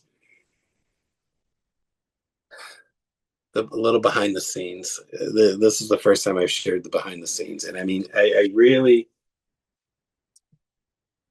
was humbled by the fact that this was the first year I was doing Boktober. And that to find out that Kerby was just such and this is my all-time favorite, the pie clops. I said, how did I never think of that there? And the whole story through it all, the whole the journey that the characters in his drawings took, I think really reflected on Kerby, and that don't give up attitude that he had when he's told me, hey, I don't know how I'm going to do this one here. And next thing you know, I see on his Instagram that he's posting a picture of, well, exactly how he did it and everything. And so year one wraps up. Him and I do a joint video on our Instagrams and everything, recapping everything that he'd done. Again, just a great talk, great personality, great time hanging out with him and everything. And then I realized I needed to do Boktober. And I wish I had the drawings. I had reached out to him shortly before his passing about, hey, let me buy these from you. Let me get these from you. And unfortunately, he passed before that. But if you look at the drawings and everything, I shared them on my Instagram, Hot Wing of Justice. I know they're on his. I believe it's Under the Cowl of MS. And the Facebook messages that we shared and everything, because there are a couple that to be determined as far as interpretation. And he never gave up on it. And though I never knew him quite that personally, I can just see that's the type of person he was, just a never give up kind of just an attitude, and I'd hope to meet him one day in person. I'm thankful for our online presence and thankful for the opportunities that we've had to communicate. The comic community is a great community, and knowing how Kerby affected me and not even having met him in person, I can't even imagine what his friends are going through with this loss, because he's just a monumental personality, and I'm sure a monumental man, and he'll be missed. I'll miss him and think of him fondly for next year's October. Gonna put a couple prompts in there that hopefully make us all think of Kerby, for those of us who know him and knew him, for next year. I'll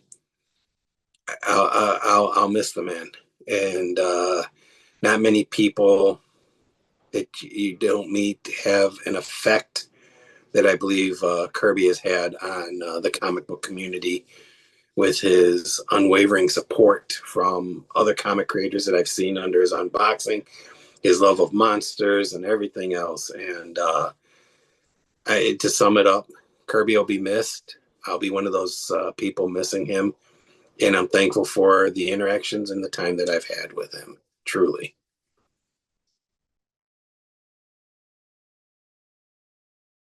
Yeah, he was a good man, that guy. And I remember when you guys came to I was in a Milwaukee show and you guys came to see me. Yeah. And that's the first time I met Kerby, because he told me his name was not Kleinhans, Kleinhans. I only saw his name on the live shows when you guys would comment, and I said, Kevin Kleinhans, and he finally told me, oh, it's Kleinhans, I would call him. He goes, no, it's Kleinhans. Like, oh, I didn't know that. But he had to travel all that way to see me live and tell me face to face. And I'm like, all right, now I know your name. Yeah. So it was pretty fun. Yeah, I remember that moment, knowing that he'd be able to see you there, and you were in the Milwaukee space. So it was cool to because I was already there and I knew he was showing up. So it was awesome to finally, see you guys interact after, many social media and live streams, stuff like that. So that was good that you guys had that moment. So yeah, it's cool to see face to face when you meet people. And like, I have no idea what the guy looked like until he told me who he was, and that's cool. It's a cool reveal. It's like a face reveal when you follow guys online and they just talk and you don't know who they look like, and then they do a face reveal. That's what it was like, but I had that in real life, so it was cool. Did he do an unboxing of his face, like just kind of like open up the box? Yeah, he pulled off the Crimson Cowl. And speaking of not knowing what he looked like, going to his Facebook profile for an entire year was the quick doodle sketch that you did of Kerby. So that was his profile picture for well over a year. Yeah. That I'm back checking here. So it was cool to see that, and I'm glad he got the Art Baltazar treatment there in the cartoon. It's an honor, sir. He's a good man. He was awesome. Yeah. All right. So yeah, Kerby definitely was a big supporter of a lot of different people. And one of them was my daughter. So my daughter Katie, she would always do these whiteboard drawings, and Anthony got to see some of these. And one thing that she would do pretty regularly is she'd draw these little creatures. For a long time, they were just called like Katie's creatures or whatever. And she would start writing, she'd draw it on the whiteboard, some little creature, and then she'd start writing little details about them, their habitat and their diet, and some little fact about them. And she'd give them she'd put like a specimen number, whatever, some made up number. So I kind of talked to her about putting those on paper, little cards or something, and selling them, when I go to conventions and stuff like that. So we actually changed the name to Specimen, and she started making these little specimen trading cards. Yeah, just the size of a little sketch card type of deal. Yeah.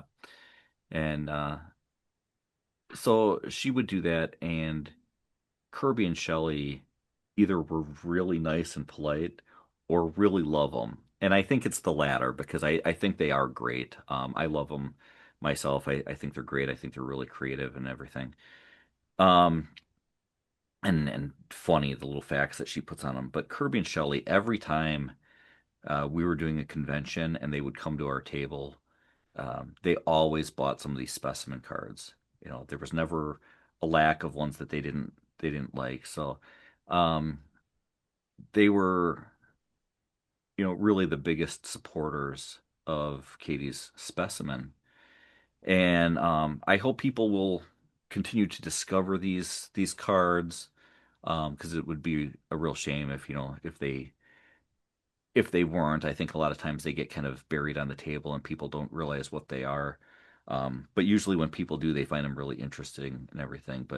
Um, but Kerby and Shelley, they always were gonna buy like multiple specimen cards, that Katie had that were sitting there at the table. So, um, and I never felt that they were doing it just Oh to yeah, like because they knew it was my daughter, they whatever. I mean loved that it. I'm sure it didn't hurt, but I think that if they came across this at some stranger's table and saw these and whatever, I think that they would have bought some and been supportive because Yeah. that's what they did. Um, and Kerby would just go around to these convention tables and he'd buy stuff. Some of it was comics and everything, sure, but he bought art. He bought independently published comics. He'd buy just a variety of things. And then he'd turn around and he'd show them off. He'd do like this unveiling thing on Under the Cowl of MS. And And that was really, I think, a lot more far-reaching than us just reviewing comics at the club or whatever. Because sure, we're spending money and we're buying comics and supporting the comics we love and everything. But he had a lot more to do with like supporting the little guy, the independent creators who were trying to get out there and get their products out there um, to the rest of the world. So he would do that. He would support them by buying them, but then he'd support them further by talking about them in a public, you know, kind of format. and talking about the support at the Comic Cons leads me to another important part too that relates to you and I. Is that when you and I started doing the Comic Cons together and just selling art and gradually then self publishing our own books and doing that stuff, whenever we would be doing these local shows, um, there would be, everyone goes through this, whether you're the most famous person at the show or the least famous person at the show. You're going to have good days and bad days. And there are times when we're sitting there being like, all right, not a lot of traffic's coming through. A lot of people are looking by because they want to buy pop figures instead, overlooking some of the stuff that might be on our table. And I would lean over to you, and I've done this a couple times, most recently at the end of 2025 at our convention, where if the foot traffic is a little low, the sales are a little low, I'd lean over and just say, we could sure use Kerby and Shelley right about now. And if they were showing up at a show, a lot of times they were there very early, bright and early, wanting to get in there and start supporting people. But at some of the shows that they weren't at, our last one being out of state, it was definitely one of those that when they came by, they would once again, I'm sure there's a percentage of hey supporting friends, but like you said too, they wouldn't be buying all this stuff unless there was something specifically that they were drawn to, things that they would have bought from a stranger, and it was exciting to have them come by, not only knowing that they were most likely going to fund our table for that day, but also because they were excited to see what we had, flipping through our stuff, some of the things that I would be showing off weekly, off air, of things that I've drawn and coming through, and knowing that certain things that were to their interest was a key of like, all right, this will be something that Shelley wants. I draw this, and they're definitely going to nab that up at the next convention. And so maybe there was some trickery going on there. Being like, all right, here's some characters they liked, but it was something that they didn't hesitate on to flip through our stuff and show the support, not only with being there, but then financially support our art by buying our stuff and getting excited and showing it off. And yeah, it was exciting to have that be a big part of it. That I'm sure I'm going to say it at every single show that we're going to be tabling at, being like, oh, sure could use Kerby at this show. So Um, every time that you've mentioned that recently, I laugh a little bit, and more so today because you've talked a lot about how Kirby's kind of past you with the amount of comics that he's buying and the amount of comics he's talking about at the club and the amount of episodes he's putting out there on and something. And so I think about that as well when you say, hey, we could sure use another Kirby and Shelley right now or whatever, because that is very similar to what Kurt, who's the co-owner of Crimson Cowl Comics and Collectibles, what Kurt and I would say to each other a lot of times at the comic book store. But in that case, it was Anthony. Like, oh, we sure could use a couple more Anthonys or whatever. If we were struggling because you bought so many comics, and whatever, that we'd be like, oh yeah, if we just had another Anthony, if we just had a couple more Anthonys, we would be doing great. The store would make it. We wouldn't be struggling all the time. Um, so I think about that too every time, you've now mentioned talking about Kirby, uh, that situation at the conventions where you're like, oh, we really could use a Kirby and Shelley right now, because that's just another way that he's just left you in the dust. yep, yep. So, you know, uh, there's other areas that I realize too that Kirby has influenced things. And one of them that was just a realization recently was that with all the stuff that they brought to the store, there was the comics, there was the toys, there was trading cards, there were a few other things. There was some like knives and swords and stuff.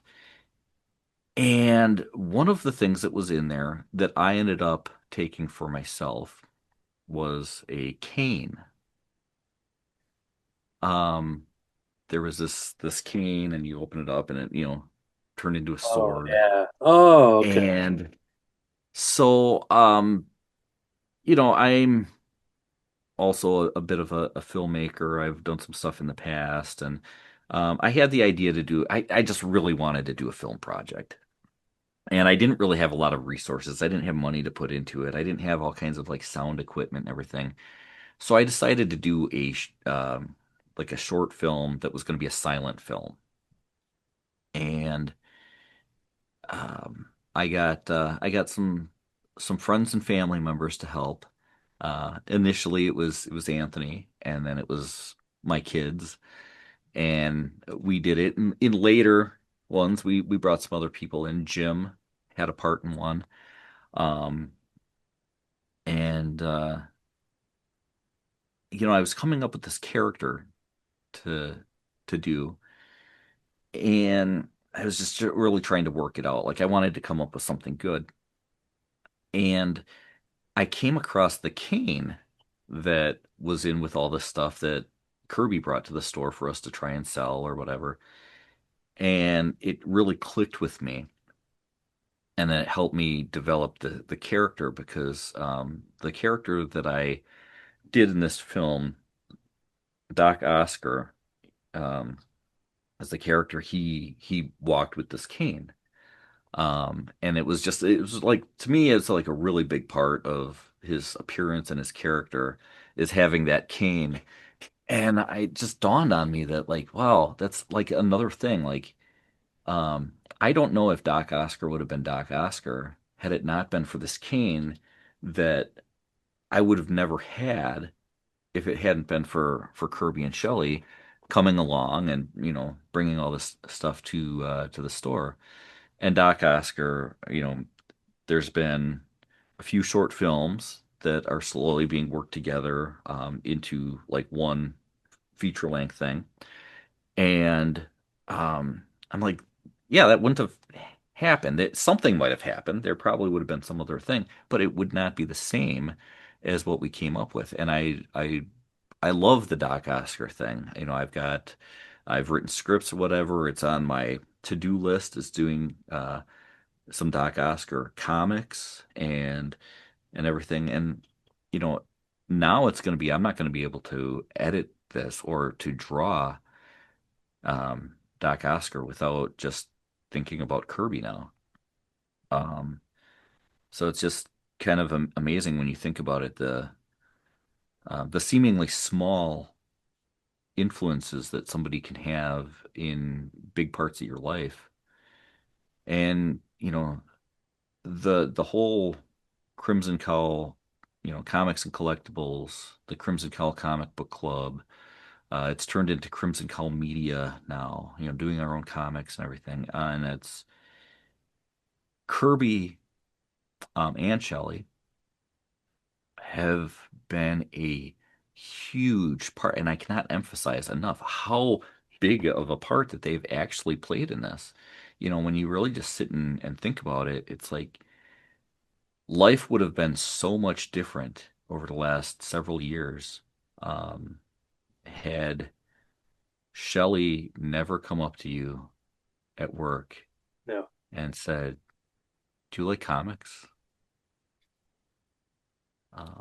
So yeah. I mean, it's a big loss, and a lot of people really feel it, myself included. It's just really huge. And here's the part where I start thinking, my brain's getting overwhelmed, and I'm running out of words. Yeah, and thinking about, very recently at the time of this recording, ran into Jim at my place of work, and we were talking about Kirby, and there were times that both of them would be there at the same time, unplanned, and all three of us would be standing there talking, which would eventually lead to Kirby telling me to quit slacking and get back to work. But Jim and I just had this conversation in person and realizing that's something that I would have sometimes on a weekly basis with Kirby that won't happen anymore. And a lot of it was personal catch up or just talking about what we're planning for that weekend, for whether it be the club or what movies we're seeing. Speaking of movies, there was a very small little Crimson Cowl movie club that myself, Kirby, Shelley, Damon, and his wife Amy we have our own little thread with just us in talking about, hey, I'm seeing this movie. And there was a period where there's a very active thread, and sometimes almost weekly, like I'm at the theater sometimes once or twice a week. But there's a lot of things that we would all be excited for, and we'd be seeing, whether they're superhero related things or a lot of horror movie things, even though we knew that Amy didn't like it, not necessarily her genre of entertainment. But she would be there as well, because it would be all five of us sitting there seeing a movie, reserving the same spots in the same row, and then afterwards standing out in the lobby. And one thing that I'm always very aware of when people are coming out of movie theaters or going into the next screening and we're talking about the movie, and then say, all right, spoiler free, because I see some people walking. I don't know what they're about to see, but they might be seeing what we're talking about. So let's keep it, I was moderating our unrecorded, conversation just to save the theater experience for strangers walking by. But we had a lot of those moments where it was us five hanging out afterwards, and like everything in life, with everybody just getting busy and not having time, we haven't done one of those in quite some time, and it sucks that we won't have another one of those. And I know Kirby had tried to, for a lot of movies that he was excited to see in theaters, with the rate of how these things, come out on video and streaming services and stuff, that if you miss it within the first couple weeks, you just wait for the third week and then you can watch it at home. But there was a lot of times it was exciting to go there and see those movies with them. Sometimes I even saw it the night before, so I'm going in the second time, not 12 hours later. But that was another important, after hours, after the club type of hangout thing of not only with those visits at work and talking about stuff, personal stuff, this and that, and then having the movie club as well. So there was a lot of those things that are discontinued now as far as being able to do that again, with Kirby. So, But you can always watch Remo Williams and think of Kirby. that's right. Now, this is perfect because of what you've mentioned about my very positive reviews on things, and that goes into a lot of different fiction and sometimes life in general, and just trying to see the good things and the outcomes and whatever. And so when Kirby and Shelley bought me a DVD copy of Remo Williams, a movie that I might have been the only person to never hear of. It's something that's in my genre of something, an era of when I grew up that I probably would have watched, but I legit had never heard of that ever before. And he gave me a DVD copy just randomly. And once again, one of those gifts being like, oh, how much is this? I didn't even know what the movie was, but I felt like, okay, I guess I owe you something now. And he's like, oh, no, that's a gift, a DVD. So he's like, let me know. I watched it, and I was very honest with him and Shelley, because I'm like, all right, there's a version of me saying, hey, I really like this part and that part and this part. But I'm like, you know what? He very much expressed it when, if he didn't like something, and, talked about it and everything. And I'm like, you know what? I'm going to, for a very rare occasion, I'm going to talk negatively about something where I'm just like, I can't think of a single thing in that movie that I could take away and just be like, that was awesome. I can't even tell you the plot of it. I do want to go back and watch it now after the fact, and have a in honor screening in honor of Kirby. But I remember his reaction and just kind of, you know, I finally got to give him some crap a little bit, which never happened. I always took it, and I always, that just might be my personality in life, and maybe lack of courage of speaking up during certain things and whatever. But when it comes to the realm of fiction, it's just not usually worth my time. But I'm like, you know what?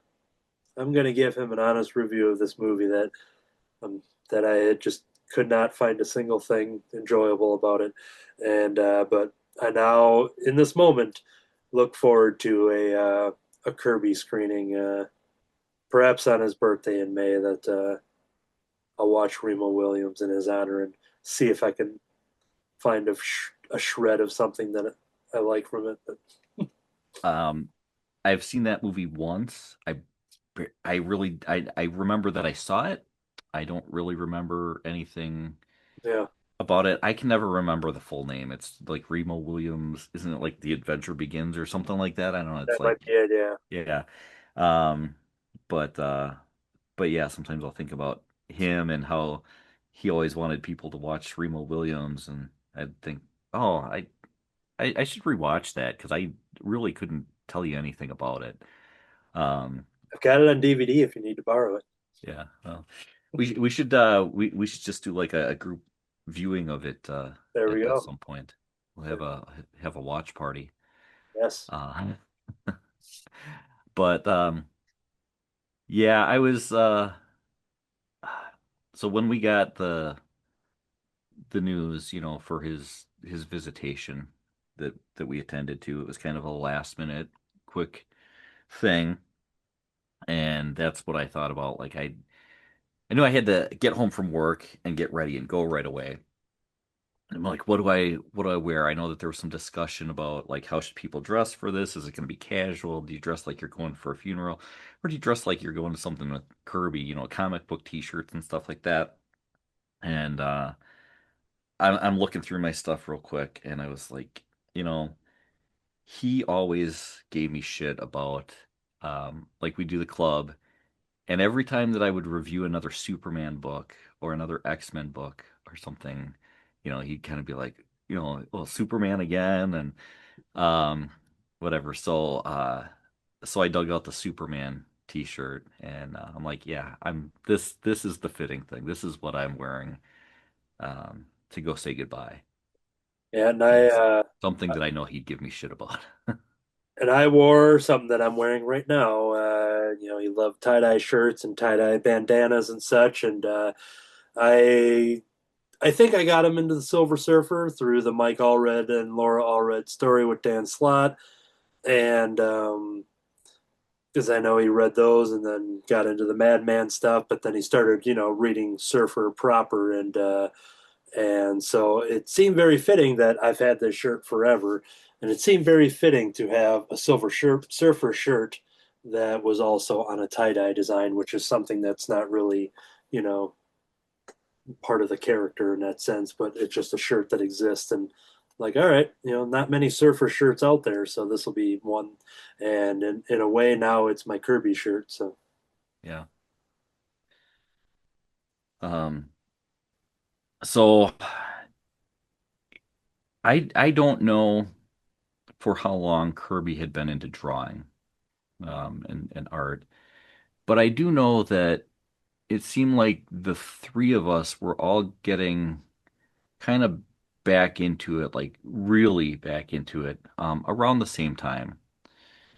And I think you were doing a lot more and had been for a while.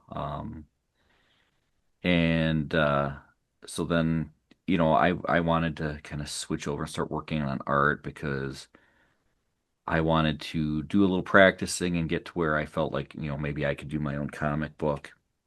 Um, and Kirby was doing art. So it was after you started hosting Cartoonist by Night, um, the three of us decided that we were going to start getting together, and it wasn't going to be a recorded thing, but we started our own little cartoonist club. And so we were doing like Sundays when we were available. We were getting together at my house and just drawing and talking and hanging out. And that was a more recent thing, relatively, even though it's some yeah, time has passed now since we've done it last. Um, but even with that being more recent, it's also something that stands out to me, memories of him because it was just us hanging out and there wasn't a camera on or whatever, and we were talking and sometimes there was a lot of concentration on what we were drawing or whatever, but there was no awkward like trying to figure out what to talk about or whatever. It was just the three of us hanging out and doing some drawing, something that all three of us loved doing. Um, and we got busy. He had a lot of time that he was putting into like, just taking care of his mom. And so there was a lot of times that he just wasn't available. I wasn't available a lot. I was working, a part-time job on the weekends, so that took up a lot of my Sundays. And you had hosting and editing and just all these different things that you were doing. So, life yeah, happened and it got in there and we weren't able to do it, but um I kept I kept hoping that we were gonna be able to get back to doing that. And So it's one of the things that really makes me sad to think about, is like all the things that we'll never be able to do together again. But that was one of them, is that we're not going to have that where just the three of us, get together and do some drawing and get to spend that time together. So it's hard to regret things that you can't control. I mean, I really needed to be working and stuff, and life comes up.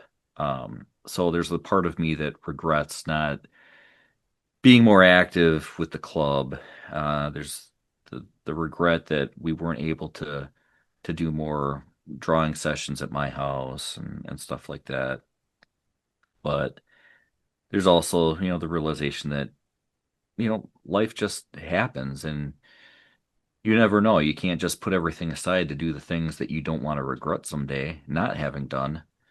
Um, and so it can be tough, but I do wish, um, not just that we didn't do it more, but I wish that we could continue to do it, more than anything. I wish that Kerby was still with us and we'd still have many episodes of the club with him in it, and we could do, you know, yeah, I kept wanting to bring back Under the Cowl, and it just was never just the right time and whatever. And wish that would still be a thing. Like, hey, we could still do that. Or getting together at my house and just sitting around and drawing. I'd love to be able to like, hey, we can still do that. Yeah, Let's pencil it in next Sunday. literally. But the fact is, it's something that's gone now. We've missed missed all those opportunities to do that, and it's something that we'll never be able to do in the future, and um, that's that's a big loss, and we just have to you know move on and find new ways of doing stuff with the people that are still with us, and to hold on to the memories of the things that we were able to do with those who are no longer with us, or just carry that with us for the rest of our lives. And we're in a very, very interesting situation that we talked about this with Shelley as well, is that talking about memories and leaving stuff behind and everything, that there's so many stories that he has on Under the Call of MS. I watched a lot of it, but not all of it, because once again, there's just so much of it and I couldn't keep up with it. It's a lot. And it was weird that shortly after his passing, I think it was the very next day, and I put on an episode of his in the background as I was cleaning and doing stuff around the house, and hearing his voice and hearing more stuff that I never heard him say because I didn't watch the latest episode yet. And there's so much of that that's out there. And Shelley talked about that too, that you know without the Crimson Cowl family and the connection, would have any of that stuff happened? Would there have been the inspiration or the motivation for him to do that stuff? Because he was already fan of podcasts and all that kind of stuff, but having mutual friends that are kind of already doing it, and these things only get easier to do as the years go on, as far as the being able to just take something out of your pocket and press record and put it online. And the accessibility of getting to do this stuff is just, you know for better or for worse, it's very easy to do. And he left behind so many stories that if people didn't know him well, they can know him very well by going through that stuff on his Under the Call of MS channel. If they did know him very well, and friends and family and us alike, that there's so many stories that we haven't heard, because we can go back to those episodes. We can go back to the episodes of Crimson Cowl Comic Club. There was a moment, not a moment, there's when doing a show like the Crimson Cowl Comic Club, and hearing my voice and editing and doing all this kind of stuff, it doesn't lend to me any interest to go back and listen to these things. I think Kerby, at least early on, before he started doing his stuff more and more, would listen back to the episodes and such. But I'm like, all right, this is just one of those things. You record them, You put in all the openings, intros, and outros, and all that stuff. You put it online, and that's that. Why do I need to rewatch, somebody reviewing a comic that I was there listening to and editing and whatever? But I think there's something special about having 340 episodes at the time, of almost 350, of the Crimson Cowl Comic Club podcast. Now, a lot of those are in video on YouTube. Only a handful of them, of the 10 most recent ones, are available on audio just due to subscription plans. But I probably have all of them on my computer, all of the audio files, for going back to the origins of that. And now there's something very unique and very special about wanting to go back and listen to that stuff again, because you get to hear the stories, you get to hear the laughs, and watch the laughs on YouTube when there's a certain joke that I know it's going to be a good joke that's going to get Kerby to laugh, or it's going to be a joke that's going to get Eric to wince, and I know Kerby's going to laugh at the dig on Eric that I just, I was chewing the leather and just, did all of a very long setup just for the simplest of stupid punchlines, just to make one of those two guys laugh or something. And knowing that stuff is recorded and out there on YouTube, that it gives a show that was once, for me, not very rewatchable or re-listenable, has now just kind of given a new life to being able to go back and just put it on in the background and remind myself of certain things, of like, oh yeah, that was a story, or that was this. And so that's, well, it's easy and very common and very expected to dwell on the things that can't happen again, the things that you didn't get to do. This is a very rare occasion that we have so much of that, so much of our memories and hangouts recorded, family videos that the world got to be in on. And by the world, I mean, just a couple people that check out the show. A small bit of the world, and I look. Who knows? The stuff that's out there forever is out there forever, and yeah, it's available to anybody who ever wants to watch it. I look back at something like, on a personal note, thinking about how old Kerby was when he passed, how old my dad was that he passed, that Kerby had a longer life, not by much. But it's weird to think that, a friend of mine had, a longer time here. And what's weird is that, I can't go back on videos of my dad, all of that kind of stuff, just some hard copy photos.